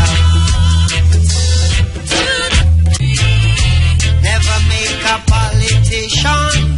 And sadly to say, believe you me, you know, Neil, me I listen to my reason, and somewhere inside of me, me not so feel sorry for him again. No, I tell you, me don't know if I cool, you know. But something in that way I say, it's like, oh, so that, you know, problem. You know, it don't sound like something where blows and scourge, you know. I mean, it's wicked still, you know. U.D.C. take the thing and start them own thing and charge him, thought. But him involve, you know, see it. It's like him interwoven in the whole political agenda and thing, and you understand? So it's that, me not feel that soft again, film situation, you know. Him have two more store, can lean back on, and him have a politician friend them, where him have. You understand? So, me not really feel that. Hey, what I do with the man? It's like, what do that to the man for? Even though they're wicked for need to him, you know. But I don't saw it go. Anyway, I saw it go. It's one of them things there. It's one of really them things there, boy. I mean, I tell you. It's good for those who can go beyond the story, you know. You know what I'm saying? You go beyond the headline, using a phrase where people use clichély beyond the headline. It's good for those who can go beyond the headline and find out exactly how the story go. Because you that sit down and say, boy, me I tell you, the suffering man, the poor man, where I sell shoes for 28 years. Look how them just get out the poor little man, so. Not knowing that this poor little man, I pay for 3 bucks. Whoa! No, I tell you, not knowing that this poor little man, I pay for 3 months to go to a PNP meeting. I'm very dead. And I keep session for them. And I eat and drink with them. And they with one of them woman. No, Rasta, trust me, it's good for those who can go beyond where you just read, so. And when you hear, if you go find out, say, well, this one doesn't need no sympathy, Rasta. If you don't really need no sympathy, sorry to say that. We don't want to sound harsh. But him don't really need no sympathy. You know, him can't get on. Him can't get on. And me personally feel say, him can't find some money for do certain thing. I mean, $300,000 really kind of sick. That's sick still. Really sick. If you did a place and I pay $2,500 and then a man can raise the rent $300,000. It's like, it's weird. Yeah, so business-wise, that can't make no sense over there, so. But consider say use a man where I pay for bus, for send PNP delegates go a town. That means that he's a man of, you can't afford it. You can't afford to pay for 3 bus to go a town. No, sir, we don't sympathize with him again. Trust me, we don't sympathize with him again. But then again, U.D.C. is not something we would have required them open a business like the man business in other place. That really, that's how you call really racha, low life kind of thing. That really low life. Okay, this is the Steppn razor, the art of war. Why so much things are going on in Jamaica, boy. I tell you, there's never a dull moment when it comes to Jamaica. We have something in front of us, so 2 departments at the Kingston Public Hospital are now giving patients 3-year appointments for urgent or elective surgeries. 3-year appointments for urgent or elective surgery. So she said those receiving 2017, that means you go today and them just say, in order to get your surgery, whether it's urgent or elective, them give you a date in 2017. That's why I tell you say, though you have to take bad things, make laugh. And then you wonder what the hell is going on in Jamaica, because here is this man out there, so, and you say, but wait, what else can happen terrible? And now you come look now and say, you go a doctor, and you say, boy, you want to see you have a sickness, so you need some surgery. And them tell you, say, all right, yeah, you can get the surgery, but come back 2017. Today, what? No, what? 2014, 15, 16, say, no, 3 years' time. Then by that time, you're not supposed to dead, and your grandparents is dead, and your grandmother dead, and your grandfather dead, and all everything. It's what kind of thing I go out of Jamaica. A senior medical officer at the hospital said it is reeling from a massive backlog as a result of lost theater time, shortage of surgical equipment, overworked surgeons, doctor shortage, and a malfunctioning elevator. Malfunctioning elevator. That means, say, you go cook. If you can't go to Miami, go get surgery, you go pay some big money at some hospital in Jamaica, you know. Because you know, say, Kingston Public Hospital is the best hospital, you know. Even though the nicest and dirtiest hospital, you know, the best hospital in Jamaica, you know. But can you imagine something wrong with you and say, must come back 2017? 2017, Rasta. The official claimed that one upset orthopedic surgeon has written to all who will listen, but now appear to have given up, as he has received little or no responses and conditions have not improved. Now, the most difficult orthopedic cases are referred to KPH. Every hospital in Jamaica sends patients there for those kinds of difficult surgeries. So there's going to be a backlog. Even the University Hospital of the West Indies sends its most difficult cases there too, said one doctor who asked not to be named. It means, say, the Minister of, when we just talked about him a while ago, the Minister of Health, I don't know if them understand what is going on here, but make me reiterate it to Jamaican people. Jamaican people, in the hospital, don't KPH, the elevator, that means that when you go to surgery, it's not like there is one level, one floor. You have to go up on an elevator. So then put you upon the stretcher, or wheel you. You have to go in the elevator, you go up on a certain floor, and then you go in the surgical room. Listen, the elevator not working. And the doctor them not by lift you up, carry you go up there. So here we go on now. The man them say every time them fix the elevator, if them fix the elevator this morning, by the evening the elevator stop work again. So that cause now say a whole heap of the surgery was supposed to go on, have to put back. Because the elevator, no, listen to this man, elevator, Rasta. Elevator can come between death and life, life and death. Elevator. Jamaican people, you know, this is something, it gone totally. If, because of an elevator, your grandmother or your mother is going to die. Because the elevator not working properly in the hospital. This is a hospital where 10 to thousands of people. How the hell you can have a hospital like Kingston Public Hospital where the elevator is the mediator between life and death? Plus a whole heap of the equipment them not working inside there. The Minister of Health, believe you me, Minister of Health, me like you as a person still, you know, but guess what now? You see from here you ban the cigarette there, me love that, you know. But me see from here you talk about say you ban the e-cigarette them, and then now you come back and talk about them no ban. And now me I get to understand say a elevator. So who is these engineers that is fixing this elevator? You know, so when you go to certain electronic place and you buy some, them have a thing named guarantee, 3-year guarantee, that means that the thing stop working at the time you fix it without pay. Can you fix something in the morning and in the evening it stop work again that you have to call the people them? This is a hospital. This is not a pigsty.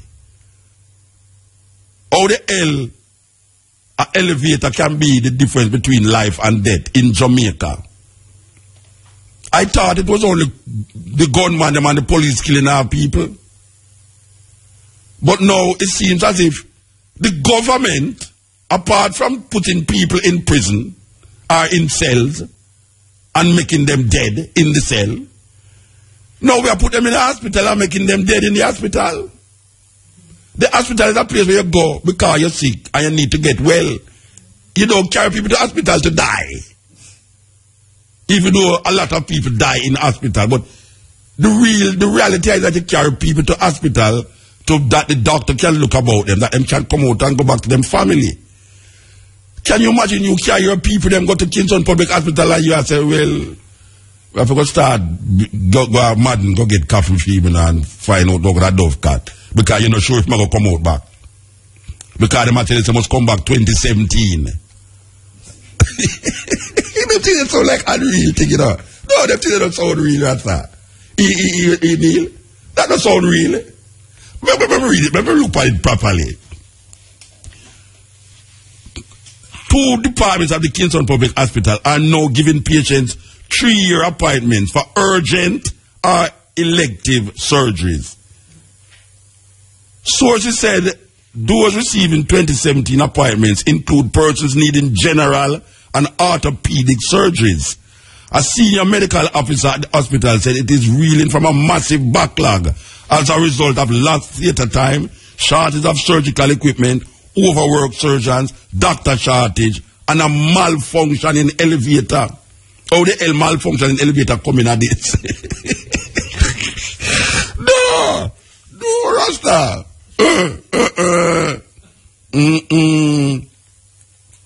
No, this.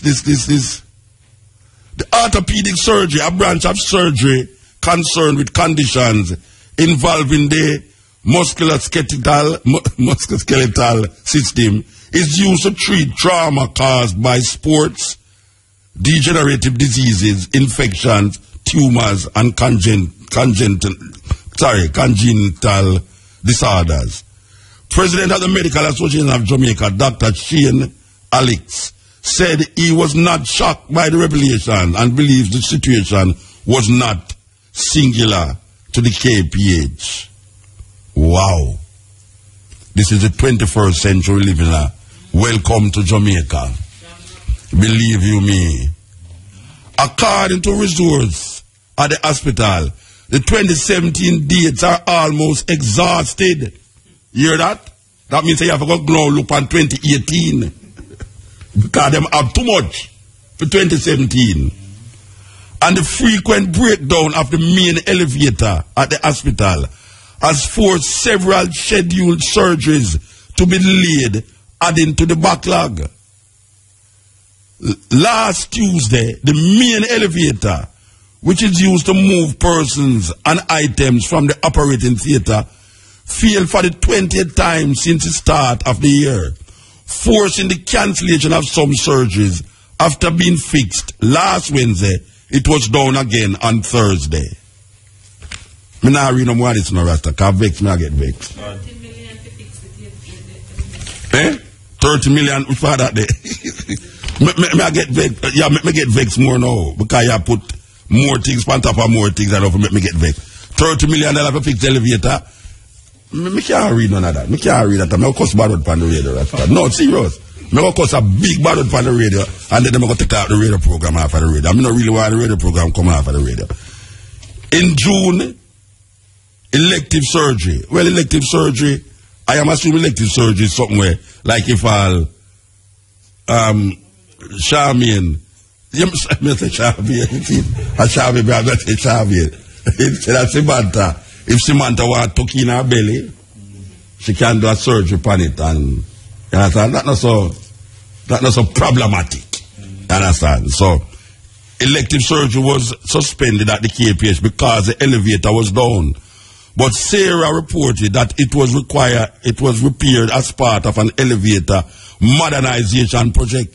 It was repaired because of a modernization project being implemented at the hospital at a cost of more than $30 million. $30 million.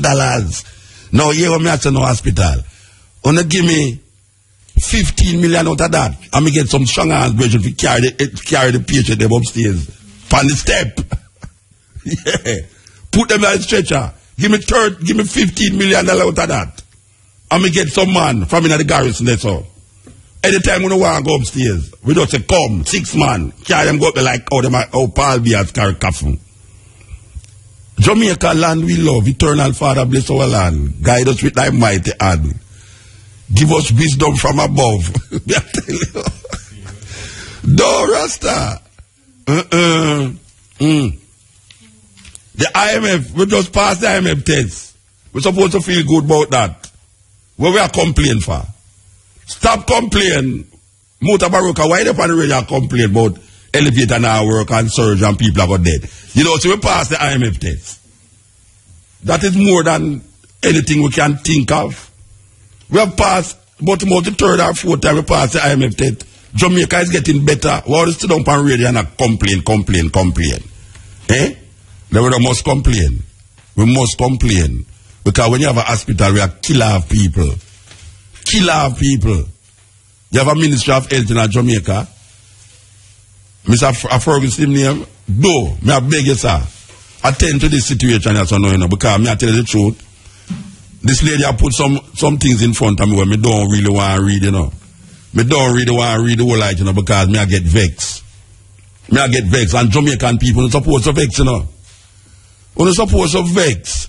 Because maybe you don't have nobody that go down a KPHS, you know. But when me pass on a KPHS, hundreds of black people me see line up down there, you know.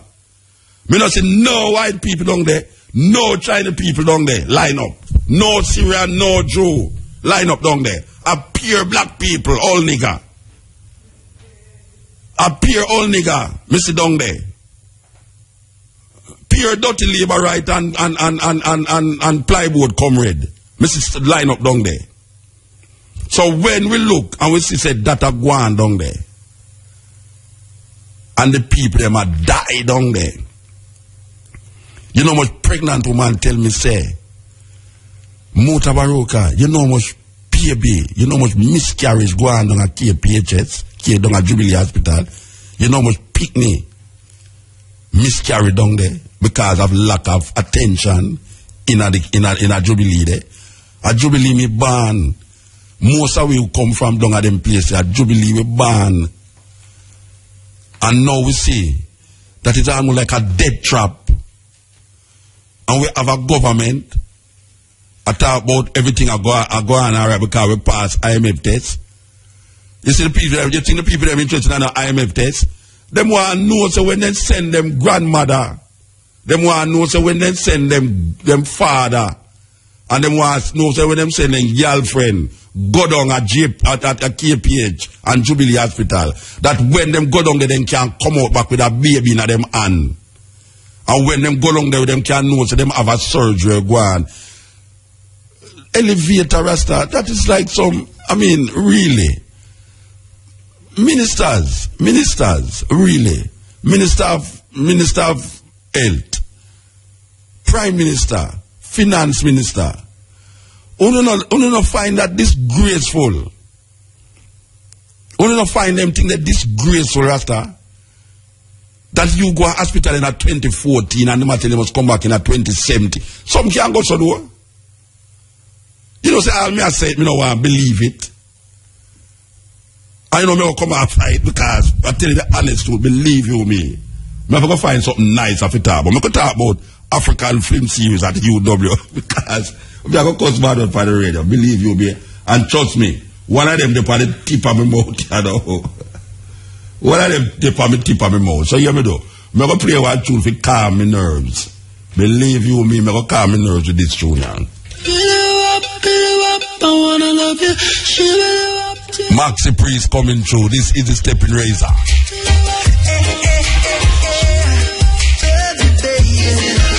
Me say you think a chicken gun you go get rid of it? This government go get rid of it. Yeah, I'm gonna tell you about things were happening in the world. And how man destroy himself. And I talk about man destroy the planet. Man can't destroy the planet.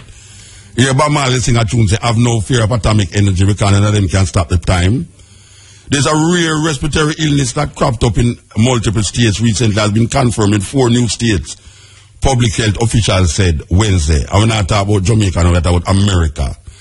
Cases have been confirmed in Connecticut, Montana, Nebraska, and Virginia, according to the Center for Disease Control and Prevention, which means that 16 states now have confirmed cases of the virus. The others are Alabama, Colorado, Illinois, Indiana, Iowa, Kansas, Kentucky, Louisiana, Missouri, Oklahoma, Pennsylvania, and New York. The rare virus strain, enterovirus 68, can cause severe breathing problems. There have been 140 cases confirmed by laboratory tests, the CDC said, but it's believed that many more people have the virus and that it will continue to appear in additional states in the near future. Virus in America, not only in Jamaica and Africa, these things is happening. The men, they might do something. You think them not do things? They might do things. You understand? This is not normal. They might do things. Create disturbance in the atmosphere and chemical germs and them chemical warfare, and them not feel like them will get bare feet. See that? And the problem with it, you know, that these guys who are create these things, is not them are sick. It's not them are sick. You know, see it? It's poor people. I give them see them all cut down all aid. You see, aid is what that's serious thing, you know, because sure. Take the time signal. Yeah, the time is 1 minute past 4 o'clock. We have the next interview by the radio. Hey, Neil. Yeah. This is a red button here, so? Yeah. You know what a red button here for? Yeah. Tell me what the red button for. Tell me. Them tell you what the red button for? Thank you, man. Them tell me. No, tell me what the red button for. You tell me what the red button for. And explicit. You press the button. That it take about 8 seconds to reach outside there. Yeah. So, you know, hold your finger up on the red button. When you say it, you press it. Oh, but, no, it's about, me get so emotional that me now, I remember to press it. So you are the engineer now. Oh, put your hand over that side there. Yeah. Right there, so. Just hold your hand right there, sir. Yeah. Me I tell you, though. Yeah. All right. Hold your hand over there, sir, though. Hold your hand, because these things is unbelievable. These things that is happening is unbelievable. We take it lightly, but it is unbelievable. All right, so that's why you know. So, I could get a little lighter with the program. The program too heavy. Too heavy. You understand? Because I live here with all that disease we never hear about yet. You know the way they... That's why my Prime Minister said she don't listen to news, you know. Yeah, she don't listen to news, even though she make the news terrible, you know. She create the terrible news, never then she said she don't listen to it. She make her husband listen to it. I'm sorry if your husband have to have sitting over the whole day and listen to news to find out when she must listen to. And then you have some people that write and speech for her, you know. Yeah, man, some people are right. And so she cried the other day for RC. Oh, gosh, man. The Prime Minister said, RC is the best person in the PNP and the best person in the Parliament. I wonder how much best person them can have, because if her next one dead, she can't say them are the best person I get it. She don't use RC as the best person already. So we're going to find a next adjective to describe RC. Okay. RC, man. May I tell you, man, RC. It's the first me see Jamaican people watch a funeral on TV, so. Me they at Treasure Beach and me see people in one bar that sit down, so like it's a football match them I watch. May I tell you, man, them love him. Them love him. Alright. So who are going or the visa them for the cow them or what happen for the visa them for the cow? Because I remember say he may give them passport, you know. So them have to have visa. RC say me give them passport, you know, the cow them. You never hear? Yeah, so me don't know them will get the visa now for stamp them passport, because a guy can't send him cow from over the border there for coming and St. Andrew there, you know. Because we're going to eat him. If him not have him visa in the passport, we're going to eat him. And like RC did that, so now, we don't know where got me, so now. We're going to sign the passport and the visa form. That's everything. Free the last day, watching yourself, you know. Watching yourself.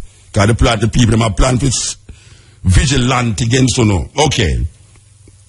So, there will be an African Film Festival at the UWI. And this will happen. It's October the 2nd to the 5th. And it's Documentary Films Festival 2014, which is Africa World. So I am assuming that all of these movies is representation of movies that was either shot by or done by Africans on the continent. Good afternoon, sir. Professor Tunde. How you doing, man? Good afternoon. Professor. I have been laughing with to your comment about the best man in the PNP. We are telling you. You know, the Yoruba people have a saying that it is when you are dead, then you become like a statue. And as a statue, you are the most beautiful thing. In other words, when you are still alive, either people don't appreciate you, yes, or in some instances, you know, as you say in Jamaica, they suit you. Yeah, when meaning that they disrespect you.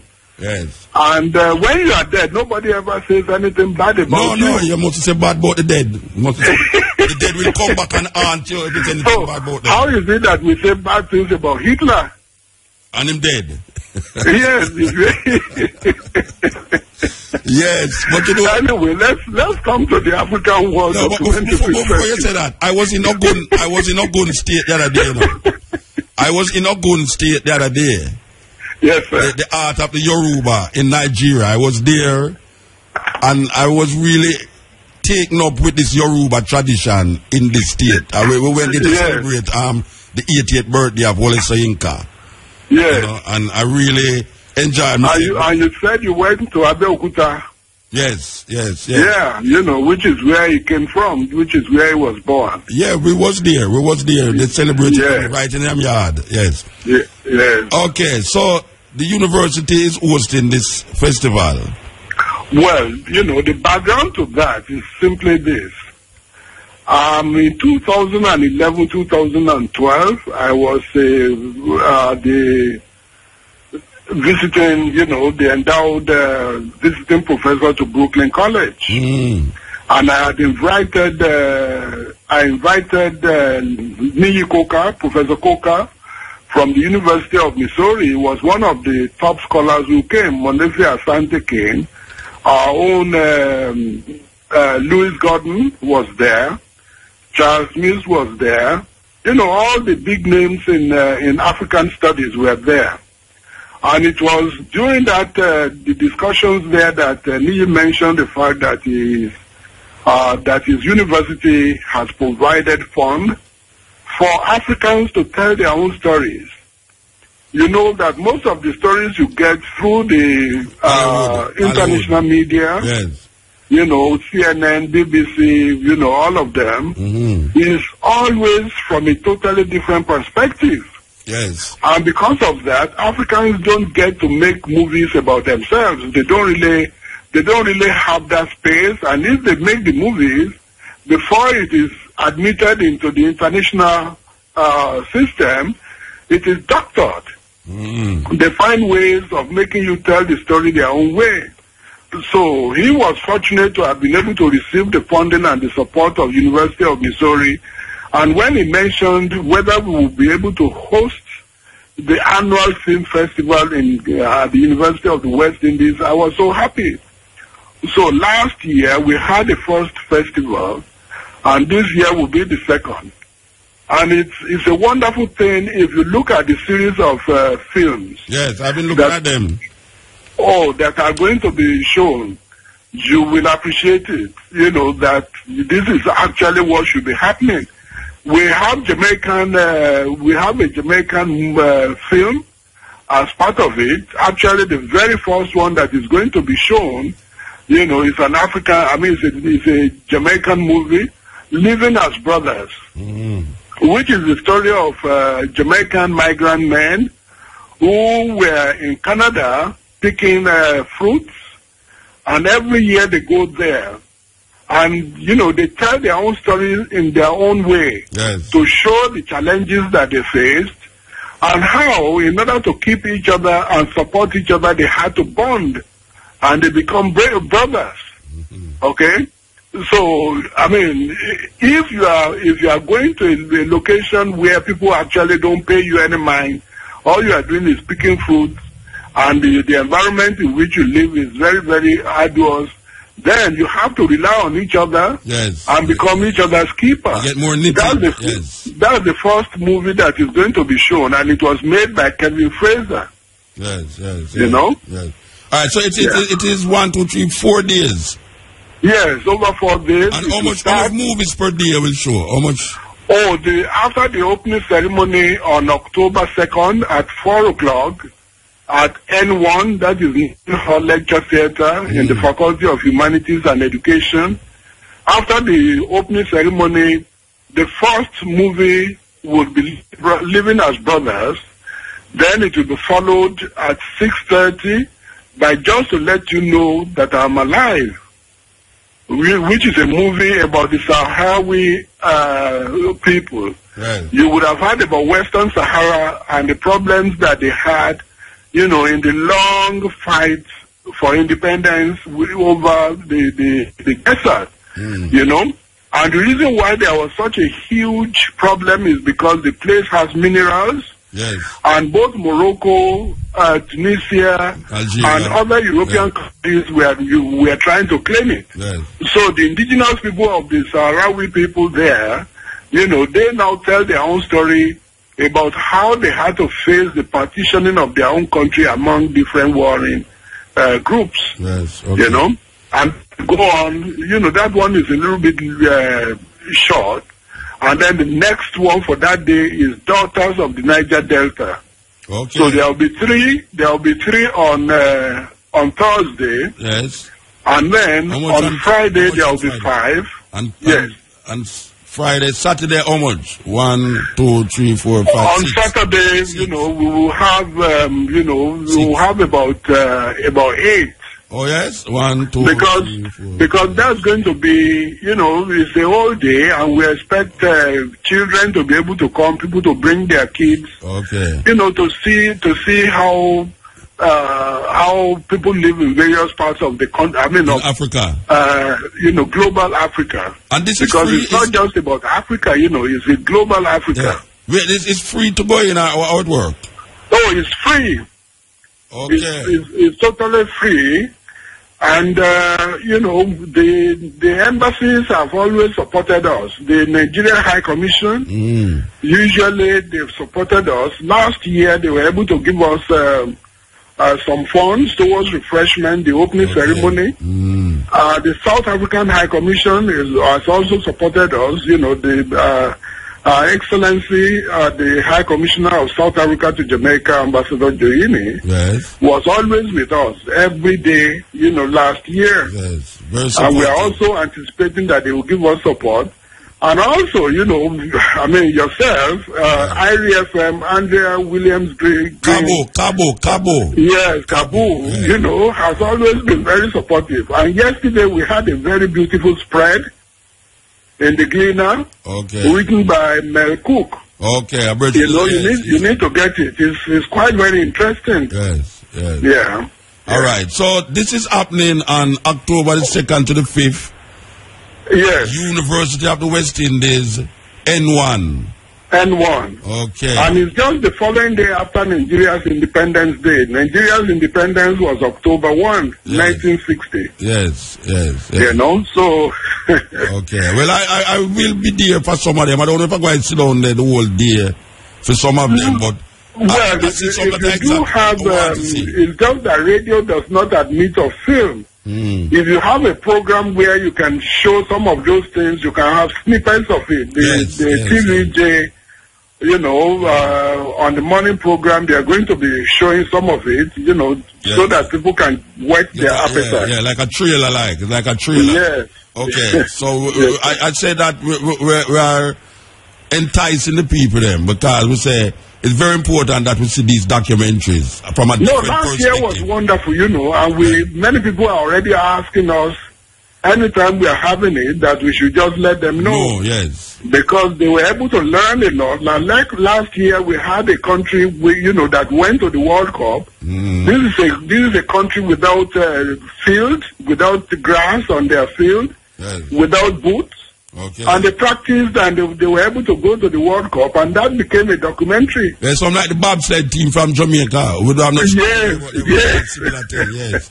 Yes. Yeah. All right, Professor Tunde, we want to make the people them know that this is happening October the 2nd to the 5th, University of the West Indies, and it's 1, 2, 3, 4 days and many movies in one day. So yes, and we have sent information to the schools across the island, so that they can bring the young ones, so that they can start feeling the African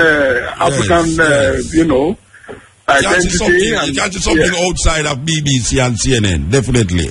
Yes, okay. Give thanks, sir. Give thanks. Professor Thank Tunde you, sir. Bowaj. Yes, Professor Tunde Bowaj of the University of the West Indies. And this is about some documentary movie that will be shown up there, October 2nd to the 5th. So we can't miss some of these. We select what we want to see. But I know, so you can go up there and spend the day up there with your family, carry your lunch and your things. Click it, Neil, click it. Yes, this is the Steppn razor. We want to yell up, me hungry in a marketplace. Yeah, me hungry in a marketplace. We really have to heal them up. They have been very good to us when it comes on to Wednesday nights and the juices that them provided with, believe you me. So we don't drink sugar, and it's when a man make juice and not no sugar in it and you still enjoy it and it's sweet, said we, because cane juice is something very necessary. Trust me, man. So why you love me hungry who no use sugar in a them juice? Yes, because some people have said they can't drink juice without sugar. It's a joke thing.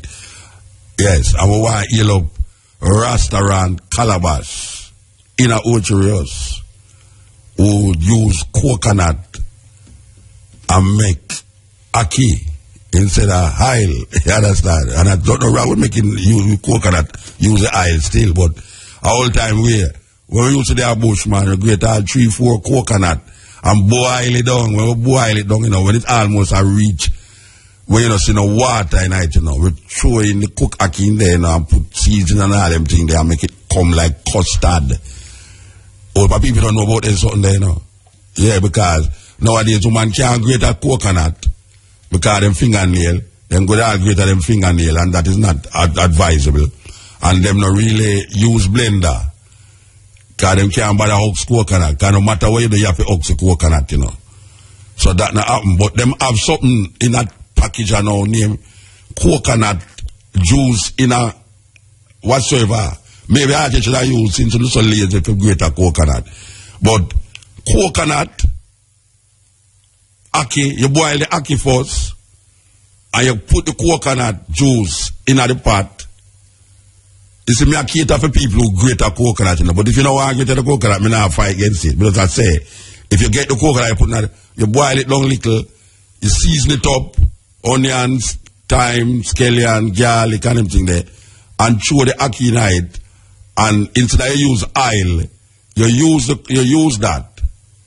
You know, tuna saltfish night neither, because we don't want to spoil it. All dirty saltfish from foreign. We don't know that. Ackee is Jamaican national fruit. We don't want ackee and saltfish. Saltfish don't come from Jamaica. You understand? But the ackee come from Jamaica.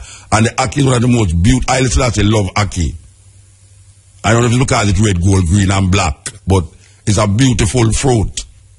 So we are saying, no, ackee is good.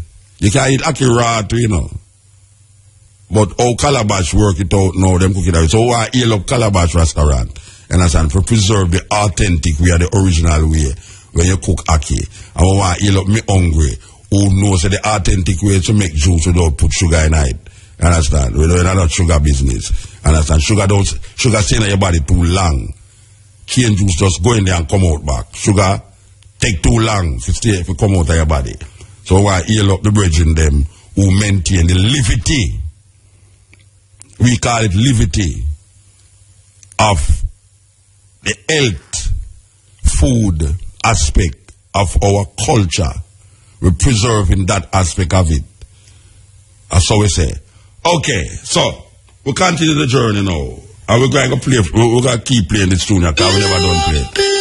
I wanna love you, chill you up, baby. We'll call out to a special plea for the people them in the garrison, to take care of the environment, because if you don't take care of the environment now go take care of you, and you're going to find yourself sick, and if you go to the hospital, them now have no elevator, so you're going to drop down dead before you reach the surgery room. Is it, does it?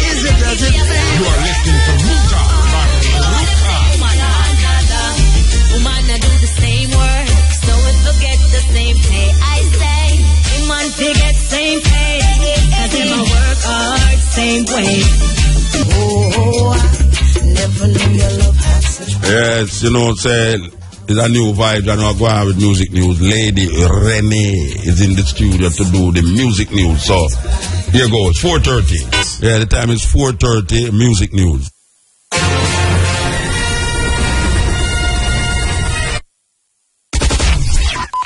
Radio station. Welcome. Please back away from your radio. I like new music, news talk, updates with artist drops, listener drops, sound effects, and movie drops. Hey, what's that? Music news. Local. Music news. International. Welcome to Music News. It's the news time. Wagwan family, I'm your vibes queen, Lady Renee, and welcome to Music News. Welcome back to Music News with yours truly, your vibes queen, Lady Renee. Wagwan Muta, you good?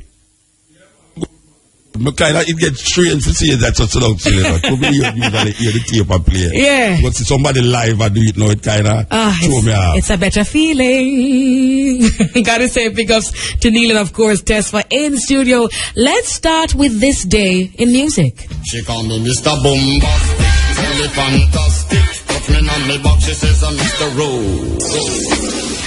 Shaggy's 1995 album Bombastic was certified gold by the RIAA Recording Industry Association of America. Starting off in music news officially, Cartel Wasn't My Lover. Stylish denies affair with world boss. Amid speculation that one of her latest tracks, Prison Wife, speaks to a relationship between herself and incarcerated DJ Vibes Cartel, dancehall artist Stylish is setting the record straight. In a recent interview, the female entertainer said there was nothing intimate at all about her relationship with Vibes Cartel and explains that the song is just a fresh angle on an ongoing issue. The song, she explained, is about an issue many women can relate to. Oftentimes, you're involved with someone who ends up behind bars and you become fully and only the person in their corner that they can depend on, while friends left with the hype. Well, if Elisha tell family, I will let you know very soon. Chronix, Tessan, top nominees for U.S. Award show. Now, recording artists Chronix and Tessan Chin will vie with each other, Sean Paul, Jimmy Cliff, and Soulja for the Bob Marley Award for Entertainer of the Year at the upcoming International Reggae and World Music Awards, IRAMA, to be staged at the Coral Springs Center for the Arts in Florida on October 4. Reggae sensation Chronix copped the 3 nominees for Shape of Female Vocalist of the Year, Best Song for Smile Jamaica, and Best Music Video for Here Comes Trouble. Tessan Chin, who has been riding a wave of popularity since winning Season 5 of American talent show The Voice, bagged a second nomination for Female Vocalist of the Year. Congrats to the both bad artists they are. Fans surprised D Major on tour. Now, D Major continues to enjoy pleasant surprises on his first of its kind solo 9-city Real No Real tour in Europe. The entertainer recently performed at shows including his rainy, jam-packed Berlin takeover and said the experiences have opened his eyes to what is possible for his singing career. A bit tired as he was in transit, the humbled artist had this to share. It has been going good, beyond what I expected. I expected to, for the most part, introduce myself to these people, and it's like they've been waiting on me for a while. They must sing along with the song. Some songs will just drop off of the album. They must sing along to, and it's epic, real talk. Another cliche thing me I go, but that alone me can't say for really tell you so. Really happy with how it goes still, A huge birthday gift for me. We have 3 more shows left. So far I've been to Germany and Amsterdam. We just wrap up Finland. Wuppertal in Germany, Mannheim in Germany, Berlin and Helsinki, Finland. We're into Stuttgart now. Then Switzerland. Then Portugal. But all in all, great, cause night time I'm me alone in concert really. Some sound system there, but I'm me alone in concert. Congrats, Major. Another artist who continues to make Jamaica proud. Music News caught up with iOctane to get the deets on what he's been up to. In terms of new things, new projects, I just launched an iOctane app and it's free for the fans them, so them can actually download it free and instead of go all over the place to find about, or know about Octane, getting abreast about Octane. It's all information is there on the free app, so you can download it. The fans them can download it. And in terms of music now, we voice and all of the new dancehall rhythms them coming out for the rest of the year, and we're still promoting. We're also still promoting the new album, which is My Journey. That is the reggae side, same way. And in terms of shows, we have overseas shows, a lot of overseas shows. We have for this weekend, we have Boston coming up, we have South Carolina coming up, and when we return, and this Tuesday coming up, we have Jackson Records, you know, so that is an up-close and personal performance with Octane. Then we leave out the following weekend back to the US, and then back to Jamaica, and then we leave to Canada, and then return from Canada, we go to Belize, you know, so a lot of things in the pipeline. So basically that, and we have new video coming out too, you know, man. I just shoot a medley video with Waterway we shot in and Them Freak. That's a dancehall song. My next single for the album, which is Steppn, in the Name of Love. Look out for that music video also. And I have a song with Gaza Slim right now where I go on wicked sick. So look out for that video, you know, because we're about to shoot that video soon. So look out for that. One of R&B's youngest and hottest voices, August Alsina, treated for seizures. No Love singer still at New York City Hospital after he falls off stage. August Alsina is being treated for suffering multiple seizures after he fainted during a show in New York City earlier this week. Reports are that the No Love crew now remains in the ICU of a New York hospital. Besides marijuana, no other drugs were really found, family, in Alsina's system. A rep for the Def Jam recording artist said it's not known when he will be released. The fainting spell is believed to have been the result of exhaustion and dehydration. Alsina, age 22, has been going non-stop, according to him, them, since releasing his Testimony debut this past spring. In August, Alsina launched the Testimony Live Tour, hitting close to 24 cities in just over a month.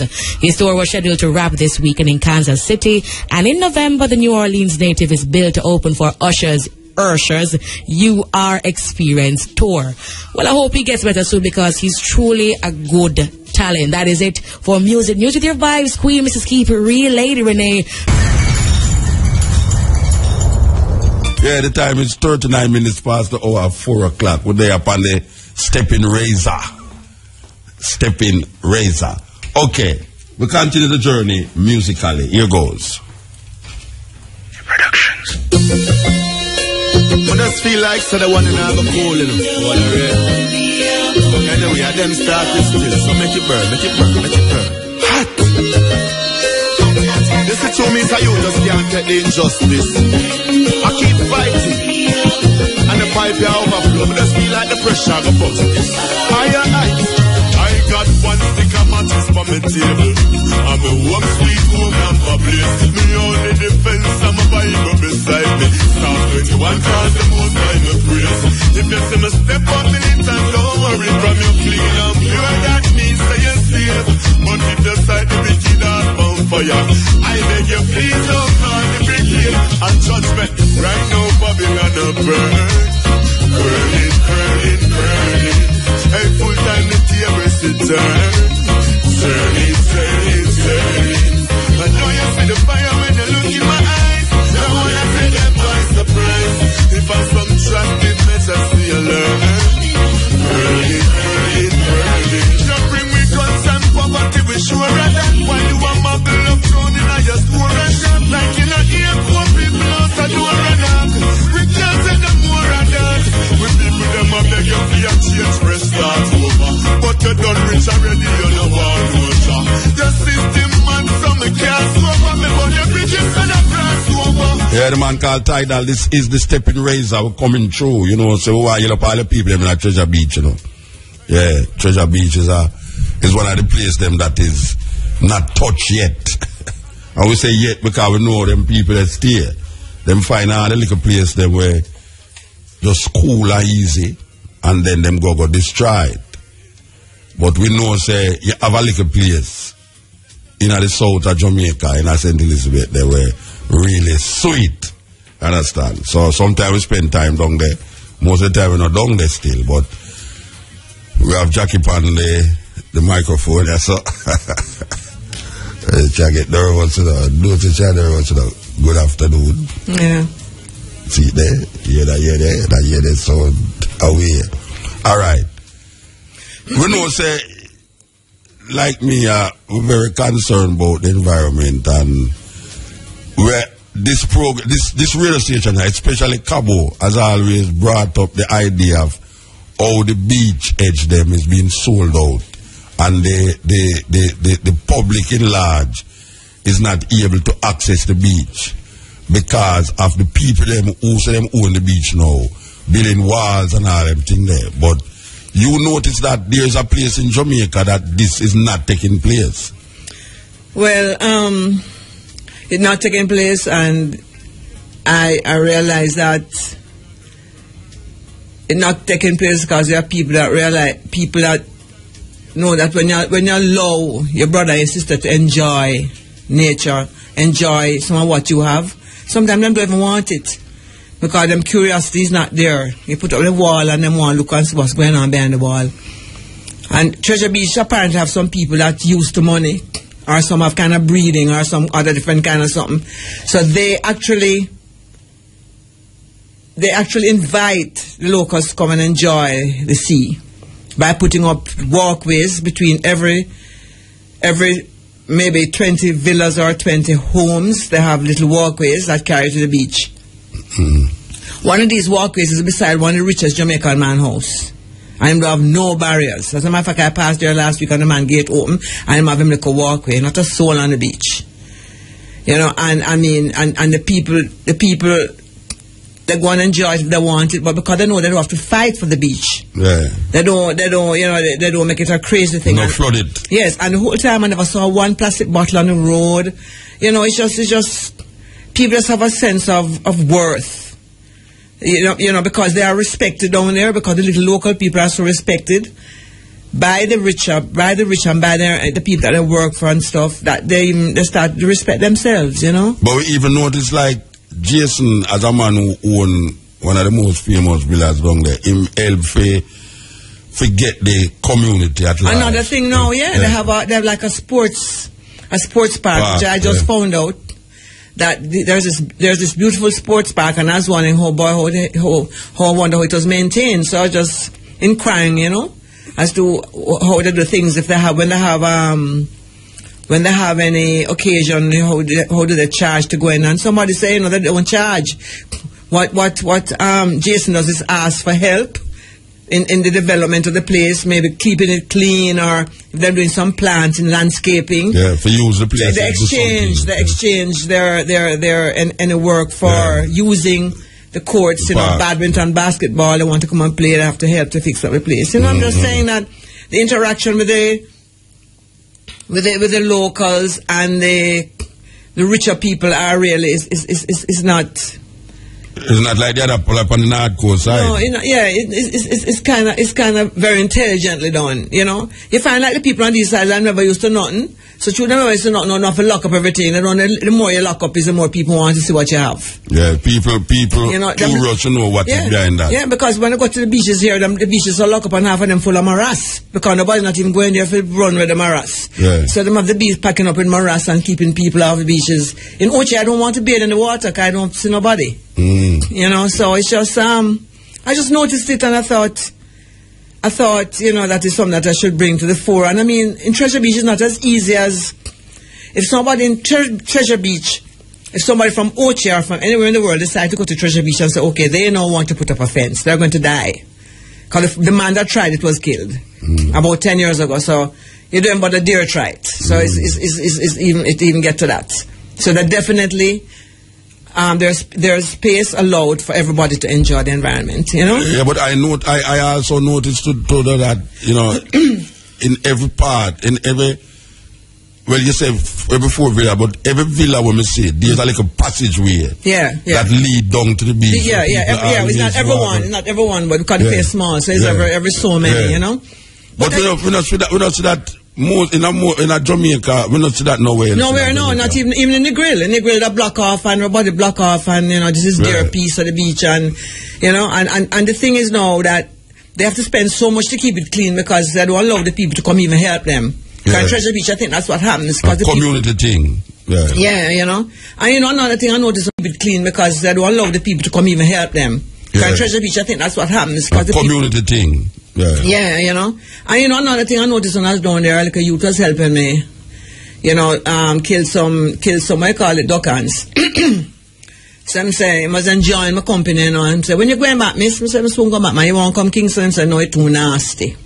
He's never been to Kingston, but that's what he's impression. Yeah. And then I'm saying, you know, and then I said to myself, you know what next make people think that Kingston is so nasty? Zinc and garbage. And when I mentioned to you about ghetto to me is something is an inner city. The inner city is a beautiful thing, but the inner city, all of the city now has become like a ghetto. And a ghetto is, to me, to describe a ghetto, if you want to describe a ghetto, I will describe it one way, zinc and garbage. In St. Elizabeth, down that way, no zinc, no down there, and I don't see no garbage, but you say again, it's country. But then turn Kingston into country then. Well, you can't turn Kingston into a country because the city don't give rise to where you see in St. Elizabeth in terms of the greenness and the openness. You see, the city is so enclosed and so much people. The majority of people live in Kingston. I don't think there's any more, apart from Portmore, which is also a city where it's so claustrophobic. Everywhere you turn, you see people. In a country, you know, turn and look over a man yard and you know, you're seeing a bedroom, you know. Yeah, what make it claustrophobic is because them put up the barriers, I think. It's the same barrier. The same barrier that the rich man putting away from don't wanting you to come on the beach. It's the same barrier you putting from beside you so your brethren can't live normal beside you. You know, barriers just cause that. A barrier is a negative thing. A barrier make man imagination get away with them and them see more going on around there than going on. I live in Miami, when I opened my door, the people them freaked out and thought I was doing something bad because my door open and the whole of Miami for the door locked. And I leave my door open and play my music and they thought because everybody's so locked up in their little world that their imagination, you know? Yeah, I think ironically, and this might sound kind of weird and strange, but I think ironically, if a man do have a door upon him house, I think a thief would have wonder why him do have a door upon him house and don't go in there. Yeah, it's two reasons. Because him a fear said, no, this man must a madman to go to have a door upon him house. Either something, there's something going to keep him away, whether him thinks there's nothing in there, or him thinks there's something that's going to catch him, or something. But you know, when you lock up stuff, and when you hold on to things, it's that time it want to, you know. Yeah, but my word is all them pretty people with them pretty outfit and all them clothes who live in ghetto and don't want nobody knows says ghetto them live. You can remove the idea of the ghetto if you move the garbage. Leave the zinc fence for a while, but move the garbage, because garbage is what defines a ghetto. Anything named ghetto means say garbage. G for ghetto, G for garbage. So it means. But me say even the zinc fence, in other countries people paint the zinc fence them, you know. And make it look away, you know, even graffiti. You have painting where you can put on zinc, color the zinc, and make it don't look like, you know, the terribleness what it look like. But then now the garbage there, and it's really the garbage. Well, you have to start with one thing. Start with the garbage and line the top of the zinc with some board, so you can see it have like an edge. Paint the zinc there. And take off the what you call it, that iron thing you put through your house roof. When you make a slab roof and you leave that metal. The steel. If you can't afford to put a second floor, chop off the thing and paint your yard and look nice. You remember the Black Rose's corner? Of course. Oh, it look sweet, man, and that in the ghetto. That's right. And when ghetto and look how the Black Rose's corner. And when you paint place pretty man, rat and roach don't like it, you know. Rat and roach, whether it's a 2-foot one or a 3-foot one, them don't like mosquito neither. Mosquito worse. That's right. If you move garbage and zinc and old tire and just the garbage, you see how healthy and how better you feel, you know. And this is all a part of, you know, living and how we are talking about now, coming closer to understanding how if you take care of your environment, the environment will take care of you. Of course, yeah. You know, and people don't recognize how important it is. That sometimes you're poor and you don't have money, but you say if your environment clean, trust me, man, it makes a total difference. That's why a park in the middle of the city is one of the beautiful things. And you know, so the park them missing nowadays. That is why, but it's all the time I tell you that. That's the other party always have like a water running half a tree and no garbage. There's nothing. You know, I'm always saying that when the other party in power, there's like a water running and like a flowers. They might not have no money, you know, but those kind of things make you feel. You know, like something like one. You know. It's aesthetically, it make you feel different when you look and you see. water and fountain and. Yeah. But up to them fountain they were used to there, red come up. Because I have not been in power for the last 18 years, that's why. How much years I've been, I don't know. So that is basically what it means without apology. It's the water and flowers was them times, you know. But in the meantime, people of the ghetto, if you want to apply for your job, when you go for a job and a man you tell a man you live at a certain place, it's a garbage him looking at somewhere half of the time when you not get the job because him say where you live is nastiness.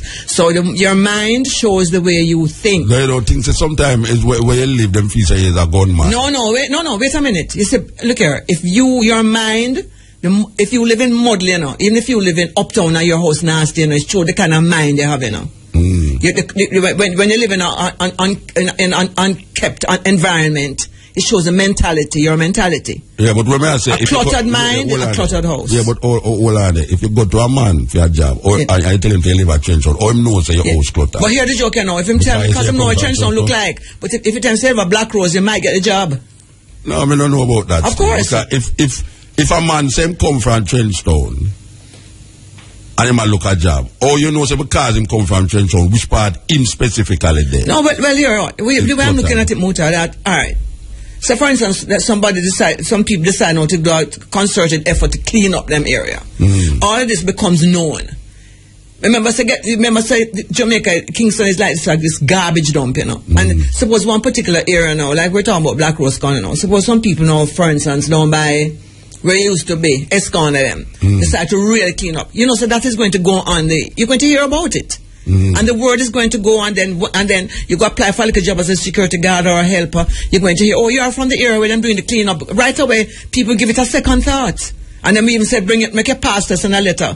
Other than that, them don't want to hear you come there. You know, it's just giving you a chance because you're giving yourself a chance. So if you want a chance from a man, you have to give yourself a chance. And wearing pretty clothes and Brazilian hairdo and Brazilian hair and shave off mustache and shave up eye, what is something that sideburn is not going to help alone. Because people know where you live.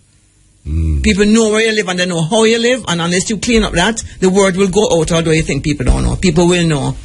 You know, I mean, you know, so in the meantime, you know, it's a garbage business, man. Yes. Can't take it. Give thanks. Yes. Okay. Wait. Are you digital? At your time, digital? No. You know, you come pressure, Mr. Rasta. When we see him start getting nervous, you know. Yes. We're talking about environment. I mean, from the beginning of the program, we talk about environment. You know, see, Jackie talk about the environment, and she feels that the environment which we all agree, we must agree with it, that the environment have something to do with your thinking. You know, you can take a man out of the ghetto sometime, but sometimes you can't take the ghetto out of him, and you have people who clutter up themselves, and you see how their mind is by really where them live. And not because you live in a garrison, it means you have to look like a ghetto, according to how the terminology of ghetto is. You can come from ghetto, but your mind and how you keep you know, some used to live with my granny, you know. We have wood floor, you know. And trust me, you have some coconut brush. Because Jamaican people most people don't know about coconut brush again, you know. You see, when you look at my floor, you say on Saturday, like Saturday, because Saturday everybody do cleaning, you know.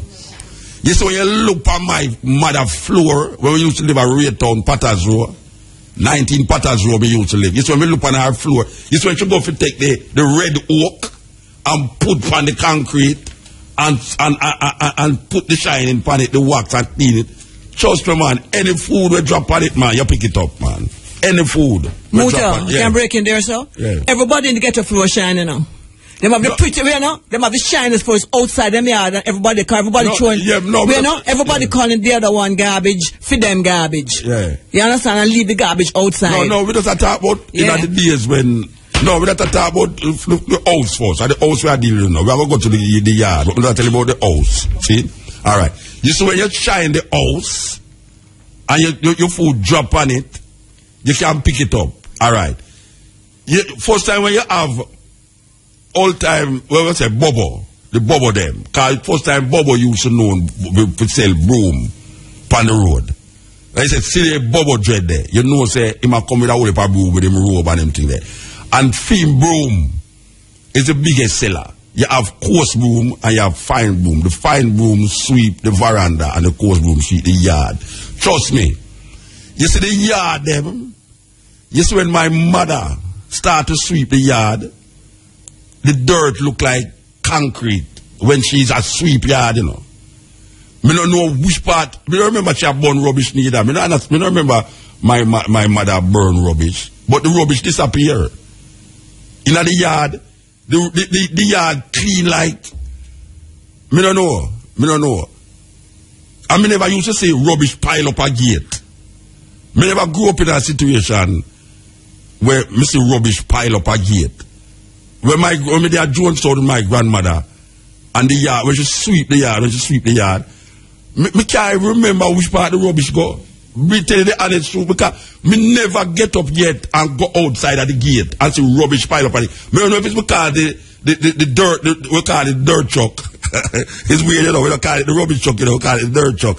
We don't remember dirt truck. Me remember dirt truck, you know, but it looked like them used to pick up the rubbish more, you know, pan time more. But I tell you the honest truth, I do from Potter's Row to Almantown to Woodford Park.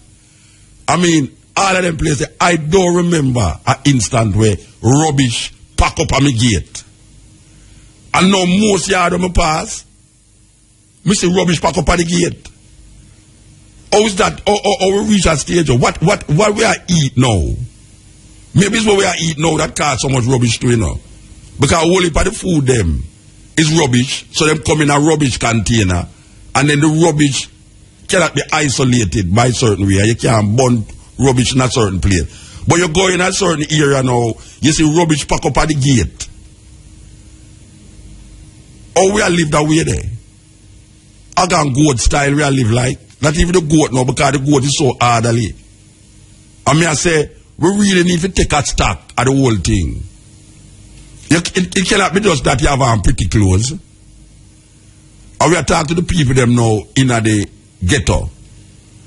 You can't just have on pretty clothes. Pretty clothes make it not the man. That is like you have a tomb where people put flowers and all these things upon the tomb. But in the tomb itself is a rotten body, a smell if you open the tomb. You need to have a situation where you understand that if your environment is not showing a certain amount of cleanliness, then your mind have something to do with that. You have to understand that clearly your house dirty, your yard dirty, that means that your mind dirty. I just saw it go. There's no going around it at all. Your mind dirty, your house dirty, all of you dirty. So when you go out there, I just appear dirty. So we have to rectify that. Okay. The one them say cash part time. You are listening to Mutabaruka. Listen, my people, reach for your goals. Tell them again, youth reach for your goals. Alright then, alright. I say get it in your way, youth. Hear what I say, education alone can save us. Knowledge today that can open up the way. Keep working hard and stay focused. I say get it in your way, youth. Hear what I say, education alone can save us now. Knowledge today that can open up the way. Keep working hard and stay focused. Alright then, I say youths in universities, don't care where it is, stand firm and achieve your goals. Mind resurrection, future preparation, claim your own, stand up brave and bold. And I say read, youths, read everything till you can't read no more. Your future depends on what you do today. Never let illiteracy take it away. No, education elevates the nation and set the pace for the next generation. Preparation, set the foundation for the youths of today. Lead them out of tribulation. Rise to the occasion, fill your application, choose your occupation. For you to compete in this digital age. Come on, youths keep flipping those pages. I say it in your way, youths hear what I say. Education alone can save us. Knowledge today that can open up the way. Keep working hard and stay I want the people them know in a high society, especially the politicians them say, we may sound harsh, you know, but help you try help you know. You understand? So nobody go on like you want come listen to the program just to find some faults, we have to do this and we. Because we're not just criticizing, you know, we are giving a solution. No one can say that this program is not trying to offer solutions. But sometimes we get disgusted because we are talking certain things and we're not going like so, you know, one hear what we are saying. You understand? Only if you listen, and listen not to sue people, but listen to see if what we are saying make any sense. You understand? And that we are talking about. Because even the music where we play, we're supposed to know that serious with serious. Listen to this. The way, keep working hard and stay focused. You know, education elevates the nation. Set the pace for the next generation. Preparation, set the foundation for the youth of today. Lead them out of tribulation. Rise to the occasion, fill your application, choose your occupation. For you to compete in this digital age. Come on, you people living on the stages. This is the word, you hear what I say. Education alone can save us. Knowledge today. Esco Levi and Romain Virgo coming through what talk about education, of course. You hear what I say. Education. Steppn Razor. We have Digital Chris in the house. May I tell you, Digital Chris a part show, man. We love him more than all Jesus love little children.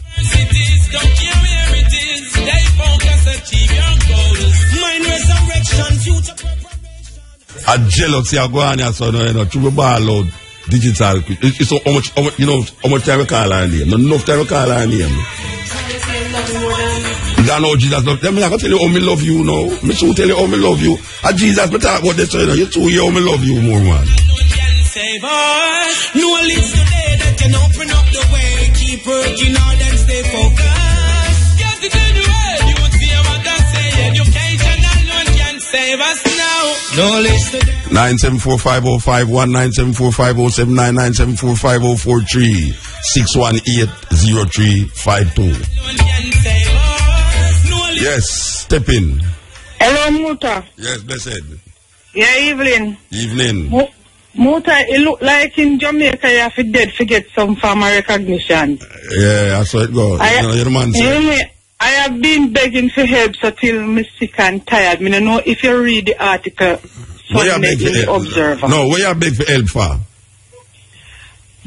In police brutality and everything, God almighty thing, Muta. I made it call you and I tell you about the situation with the police. Oh, tell me again, because I don't remember. Some situation with police that me kind of lose. Yeah, me I tell you, say me didn't know about something illegal and tell one police officer. I would make arrangement for them pay me and make them find it and get it and then know them would have pay me. I know they may not pay me first. And them never have no intention to give me nothing. All them did want was the information. And then one nasty boy come in at my house, go and rape me and search up my place.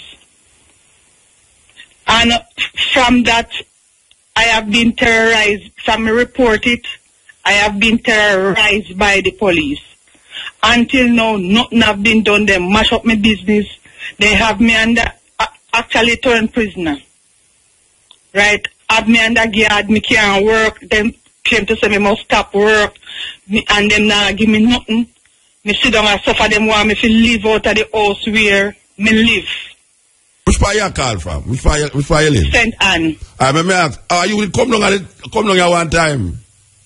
You didn't come down here? No, me never come down here one time. I call you and did I tell you about it? I remember ask you a question now. You don't want a liar? No, me can't afford no liar. No, man, nobody talk about you can't afford no liar, man. Me never ask about no money, no. Me ask if you know any liar. No, Muta. You don't know no liar at all. Me know a liar, but you can't go to liar without money. No, you can't say, no, man. So we share the money part, man. Me ask if you know any liar. Yes, me know a liar. All right. As a person, you not go to him as a liar now, but you want him liar services, you know. You need to go to one of these liars and show them the situation about the rape. Because not every lawyer want money still, you know. But you have lawyers out there will work because of the situation where them say and the necessity of the situation. So you need to appeal to Allah, because you see, you are telling me that now, me don't know where you want me to. Tell me where you want me to. No, me no want you to do anything. Okay. Me just want. When the Jamaica hear the situation. Yeah. Yeah, but you have to have a solution to the situation. What me talk about, I know is how them want to put me on the street. So I know where you live, I know you are parent feed. No, the people them live afar. Me live here for 21 years. And who want to put you on street? Problem with the people. So who want to put you on street? Hello? Who want to put you on street? The police them in motor. Then why all them they for them play? I don't for them play. So they want to put you on street. That me I tell you, that's why if you listen, me tell you how they want to put me on street. All right, explain to me. Right. From the incident with the police, them want me to move out of the house. Right. Remember, say if them want me to move, at them to find place put me. Yeah, but I feel them out of them house. But I don't feel them out. So them want to move out of the house and I don't feel them house. You know how for them system set up. Say once some farmer witness business, them suppose them all want you to move and them. No, wait, you have stutter, you know. That means you not tell me something. So you have to tell me the whole thing. Because why them want you to move out of the house? Yeah, but why them want you to move out of the house? Because them clear motor, them want me to move out of the house. No, me hear what you say, but why them want you to move out of the house? Because then claim to say the house not safe. The house not safe? Right. Why the house not safe? That is what them claim. So why the house not safe? Because me get raped. All of a sudden now it not safe. Oh, so I'm living in for 21 years. Yeah, but for 21 years you live in night and you get raped, so that means obviously something not safe. It's safe enough at them cars to forget rape. No, you mean that them car you forget rape? Them care, that may I try to tell you, so them care, our policeman carry the boy coming to my house for rape me and then dig up my place. You see the police with the man coming at your house? Yes, me see the police, right, that's why me know. And the police carry the man in the house and stand up there and the man and rape you? Not even man, I want like a nasty boy flying at the ear. And the police stand up there and watch the man and rape you? You call it so? Because no, me no want to call it so. Wait, me no want to call it so. Me ask you, the policeman stand up in the house and watch the man and rape you? Let me tell you what happened. You see, when me don't get raped, that was the time me see the police. So if him stand up there, me no know. And when me don't get raped, then now me observe the police coming at the house. So you never go into the police station and tell them?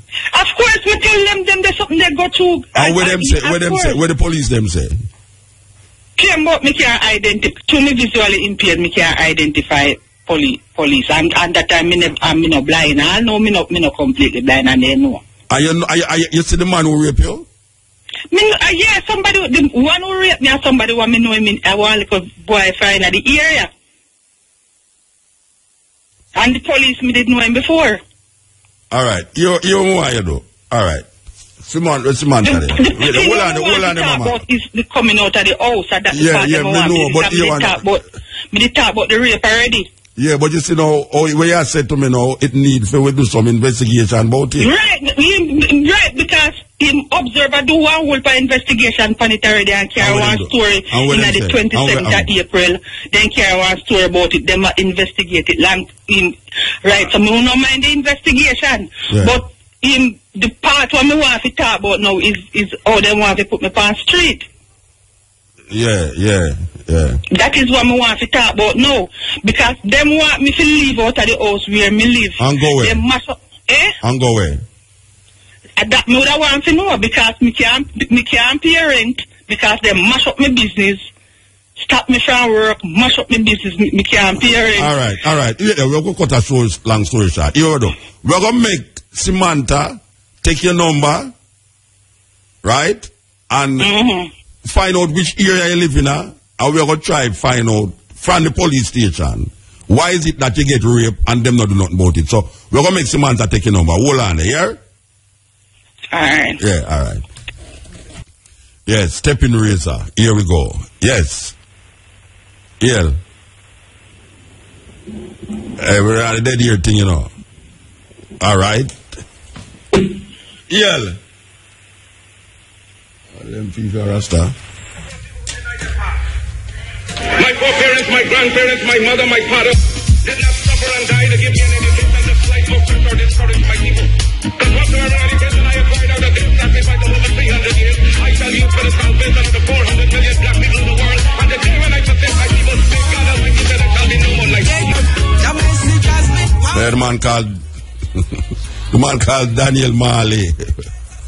Coming through, brand new tune. This is the Steppn Razor, the Art of War. Yes. Yes, blessed. Yes, greetings, Muta. Blessed man. Yeah, man, that's what I understand. Blessed, what you do, man? Yeah, man. You know, say, in a Chilani, we want to have a little reason and ISIS, the 4th of October.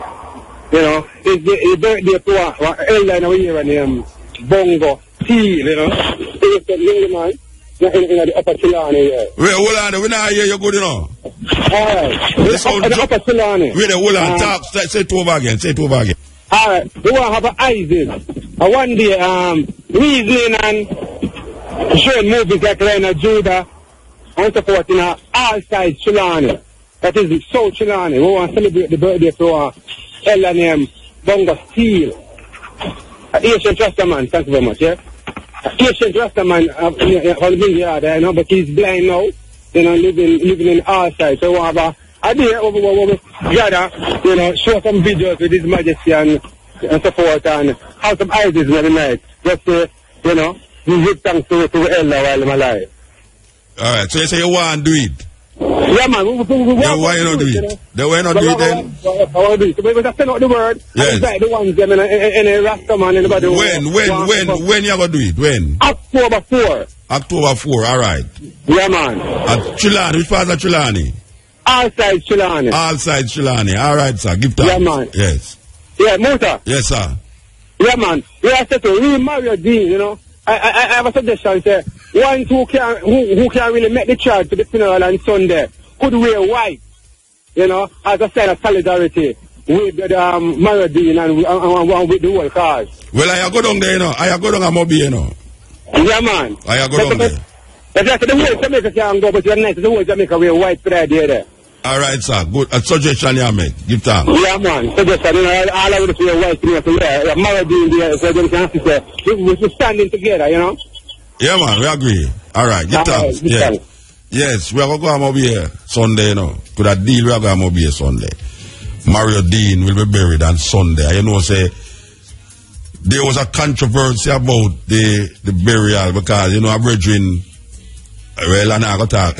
I'm going to call the name of the brethren out. I'm going to call the name of the brethren. A brethren did offer to pay for the coffin and use him Escalade. Well, the funeral home say it can't work that way there. Because I can't tell them make for their money. Them have to supply the coffin and them have to supply the whole thing, transportation. It's a package. So apparently the family have to go with the funeral home. So the brethren who did offer up the coffin and the Escalade, him decide say him going to make a different offering. But at this point in time, is the funeral home that will be doing all of that thing pertaining to funeral. But tomorrow at 11 o'clock, right up there, so Mount CLM, at the 7th-day church, we are go up there. Not tomorrow, when I say tomorrow, Sunday. At tomorrow, I don't say Sunday, sorry. I mean, I'm living at the Saturday world too much, you know. Sunday, we will be up Mount CLM, taking part in this thing here that has confronted Jamaican people for the couple of weeks, you know. This murder of a youth in lockup by the government of Jamaica. Okay. Steppn. Yes, Mota. Blessings. How is it? Yeah, you can hear me clear? Yeah, man, we are hear you clear. Yeah, come here there fight Africa influenza, you know? When you say you have all the chicken gonorrhea too? No, and the chicken come here one this, you know? Okay. And it could flow, come like a tank cool basically mix up and, you know what I mean? Yeah, but, all right. Give thanks all for right. that. Yeah. So you have now, I will thing that we say about the time, the permit. I know, say, a man from Earth Strong Makiyah step in again with the Mario Dean thing. Because I will or something, and boy, I say I'm not there in a second city. You know what I mean? So I can lend my voice because I had the privilege of, uttering the poem yesterday to Montego Bay people. And I guess you understand, so boy, I know the city was almost at a standstill. Standstill with what? Standstill with what? No, people really stand up and listen. You know what I mean? Yeah, but we don't want to stand up and stand still. Hold on. We're not going to make you read a poem today again, you know. Believe you me. Because we have so much call up on the line, we can't make you read a poem yesterday, today, tomorrow, the same poem. So you want... No, I never read it yesterday. No, maybe not yesterday, but you want to know. May I say, forgive me if me not going to make you read the poem, you know. I say things set, man. We're not saying nothing. But we in solidarity, you know what I mean? I will stand up here. So you're not going to do that Sunday? No, I'm not going to be able to roll it, you know what I mean? Yeah, but today I will stand up in a solidarity same way. All right, give thanks, Bridget. Give thanks. Yeah, man, that's your word. Blessings. Yes. You know, say, we were supposed to do something. Yeah, we forget to do it. We talk about Mario Dean and the situation where arise with this funeral thing. And we have to tell the ones them, you know, because we hear people run up their mouth, you know. Me totally agree. If you don't take no money from the government to bury the youth. Me agree with it. Totally. Don't take no money. You could have balled blood little more and you could have hard and rough little more to get the money to bury him. But as a matter of principle, me personally now, me not talk about IRFM, me not talk about Digital Chris or nobody now. Me personally say, me agree with the family not to take the money to bury the son from the government. Because it's that. Don't make a politician grant you no favor because they will always want to control you forever. Them words there echo continuously. Step in. Yes, Muta. Blessed. Yeah, bless up Muta. Hello? Yeah, man, I listen. Yeah, man. Me thank you very much, Muta, the lady from St. Thomas. Them come Muta, but guess what they do with the fagging? They just drive on the road and you see some little smoke smell bad. Hold on, man. You complain too much, man. After you complain, hold on. When I was a child, I used to come in your yard. Yeah, and so forth. Listen to me. But I still thank you, Muta, because you're doing all good work. Listen to me, I say. You complain, say you not get CVM up there. Not CVM, TV station. When you not get the TV, and when we don't talk about it on the program, the next week you call and say, Muta, thank you very much. Yes. We know our TV. We have TV, but some people don't have it, but me can't TV, J. And them say that the people them up top at me at Elos Valley. Listen to me, I said. PS don't finish with the TV station up at the hill, but we getting it. All right, but we have to use a pole. Listen to me now. Yeah. You call and you say, the chicken gonna rear up your kill we have. Yes, my son have it. All right, my daughter have it, but me don't catch it and black I catch it every car me down. Listen to me now, man. What do you?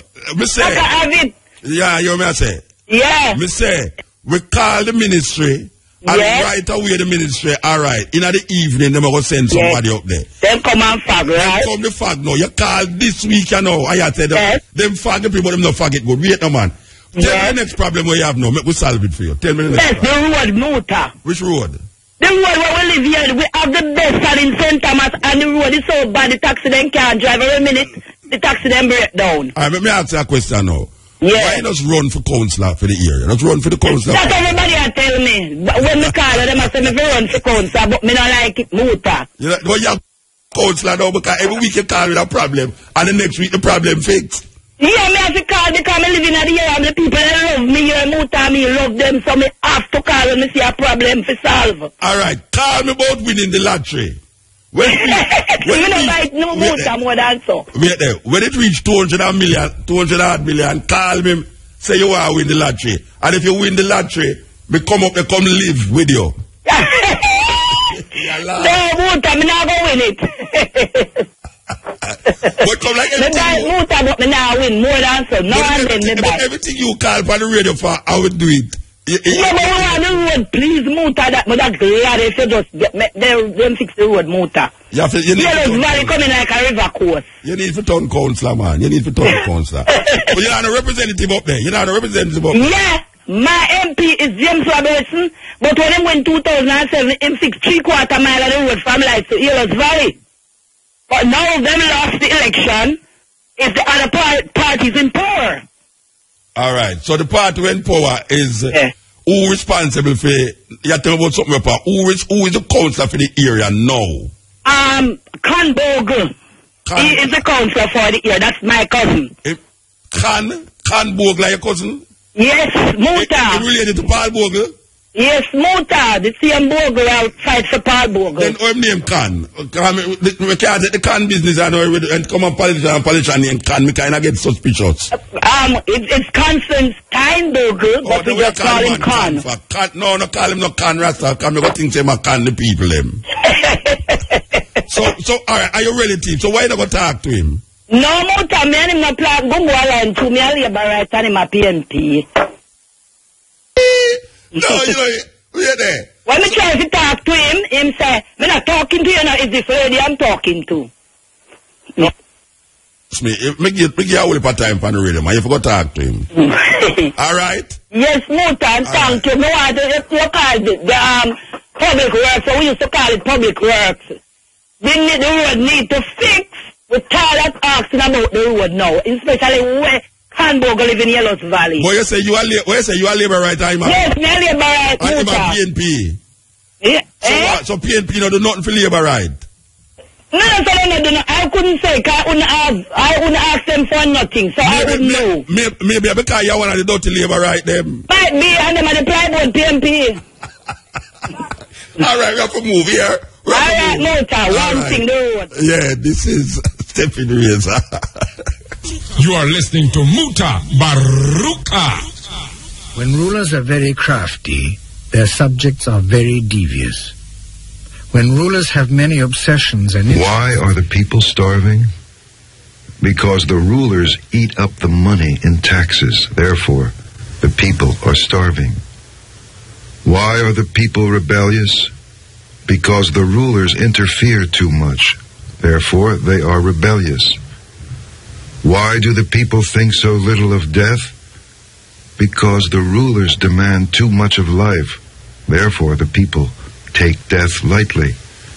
Having little to live on, one knows better than to value life too much. You are listening to Mutabaruka. Two sides to a coin, and one must choose which side they join, you know? Brother man. Yeah. Meanwhile, one man needs another man poison. Mankind will do what they must to survive, innit? Hear me now. In a gunman world, any night in black, he not work. Alright, don't make me try on the music kind of there, no, yell. Yes. Steppn Razor. Yeah, man, we're there.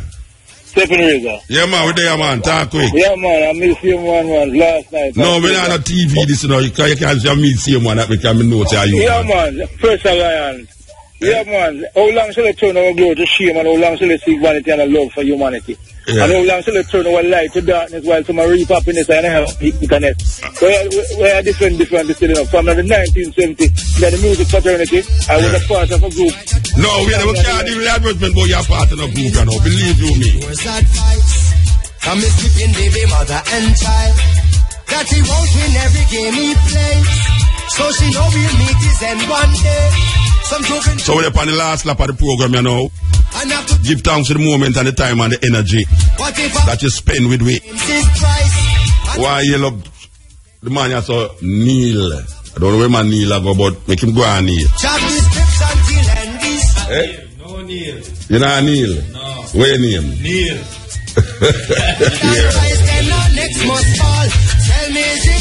Why you look the hard work in Samantha? Yeah, man, Samantha, they pan the peas and the cues. One child smile while our next one ball. Tell me, we love her more than all the government love parliament. Is it worth it all? Well, in a gunman world, life is so stressful. Back to school time come. Cause when a gunman work, if he is successful and the job is well done, then there will be an unsolved crime. Yes, Steppn. Yell, don't make me draw on the music, I know that, man. Yell. Yell, Muta. Ah, blessed. Blessed love. Irie. Muta. Yeah, man, I listen to you, man. Yeah, you want to see, me here, you talk about the hospital, the man, up for public, the man, I tell you, say, touch me out, man. Brophy. Yeah, man, because me a victim of the same way, man, jamming at the same elevator, then I go to serve the same way, You see, what wrong with you? What did happen to you? Yeah, man, me meet in an accident, man, and can't walk, me in a wheelchair now. And then after the can't go to surgery, and you want to me, the elevator, they lock down with me, a physiotherapist, the sister, and 2 4 and the doctor, and I go. I stop them off, strap me on the step. I make some whole heap of water come and tilt the bed and get me down from me, man, and them hold hand and check down the doctor and everybody same way, man. Wow, $30 million. Yeah, yeah, why terrible, don't and the new still go and see we and it's still no fix, man, me I tell you, no, well, them no fix it. Here now. Them have, watch out, them say them fix the thing Wednesday and Thursday gone bad again. Them fix it not the morning and not the evening go bad again. Yeah, man, I same say to go on, because of them time they do it same way, then they fix it up, and then 2 more people from in my same way they do surgery, and the same thing they go on up in the same way. So now dead people are dead and now about about 3 years people to sit down and wait. Oh, you mean I go dead? You know, you understand, say, oh, you mean I go dead? I will put dead people about the place. Most of them in a parliament too. Anyway. Well, the great thing, and the happiest thing about it, none of them now go up at the hospital, go lie down in there, them fly go foreign or fly go other way. They rate the hospital, they expect poor people and everybody to go there to go lie down and do it. You ever see any politician sit down in a line and them say, number 10, a politician get up yet, them not dead so. Politician not go there so, white people not go there so, Chinese people not go there so, Syrian not go there so. So, if you know where I'm going, you understand? If you know where I'm going. Anyway, give thanks, sister. Yeah, man, give thanks, yeah. Well, in a gunman world, life is so stressful. Back to school time come. Cause when a gunman work, if he is successful and the job is well done, then there will be an unsolved crime. With no one to fill out our blank line. John Public have to hear and there. Yeah, we want to yell up the ones on my West Street, Believe you me, we want to yell up all the sisters in the garage there too, who come out on Sunday night. Yeah, it's 5 are young. We want to yell up the work of them in a 5 are young, Sunday, we did it again, Yes, we are going to be in, but we are come forward. You understand? 11 o'clock, Mario Dean funeral, right up there in a Mount CLM. And then we are going to drive, come back, and go right up at 5 are young. One done rise, then the next one fall. Tell me, is it worth it all? Those sleepless nights and patrol local. Tell me, is it worth it all? One child smile while the next one fall. Tell me, is it worth it? Is it worth it? Is it worth it all? And when a gunman makes strikes, I wonder what goes through a gunman's mind. And does a gunman think twice before he take another someone's life? I wonder what it is a gunman say to the Father when a gunman pray. Does he kiss his kiss to bed at night, making sure the blanket tuck just right? Nothing no scary like a gunman vice. When people beg a gunman think twice, and him say no.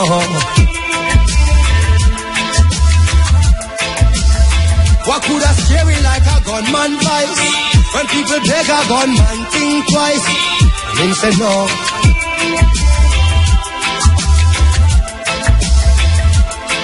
Can you tell me, is it worth it all?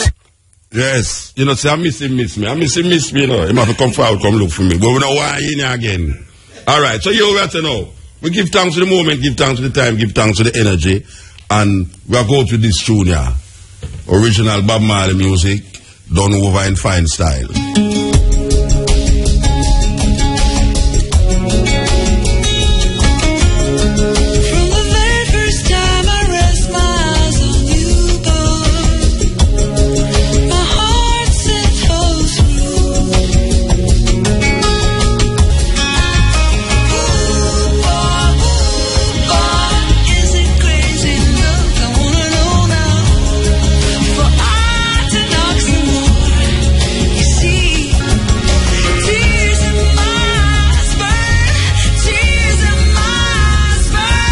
Yeah, the time is 5:45 news time.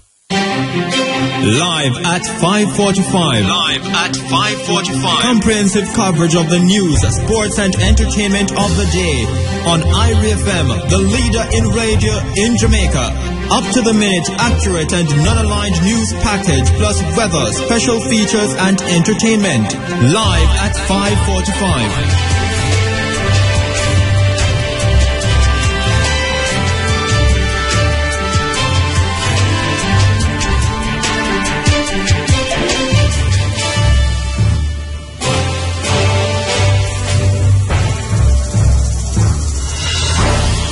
Good afternoon. It's Thursday, September 18. I am Cherie Hay. And I'm Primrose Oliver. From IRFM's News Center, here are the headlines. A student is feared dead and several others seriously injured in a motor vehicle accident in Retreat St. Anne. The National Education Inspectorate says 39% of schools recently inspected has been rated as effective. British police offer $1 million reward through Crime Stop for information leading to the arrest of Loanne Palmer. Ruling PNP says upcoming party conference will be used to review its performance since information leading to the arrest of Loanne Palmer. Ruling PNP says upcoming party conference will be used to review its performance since it took over the government in 2012. And coming up in sports, Jamaica falls 15 places to be ranked 100th in the latest FIFA rankings released today.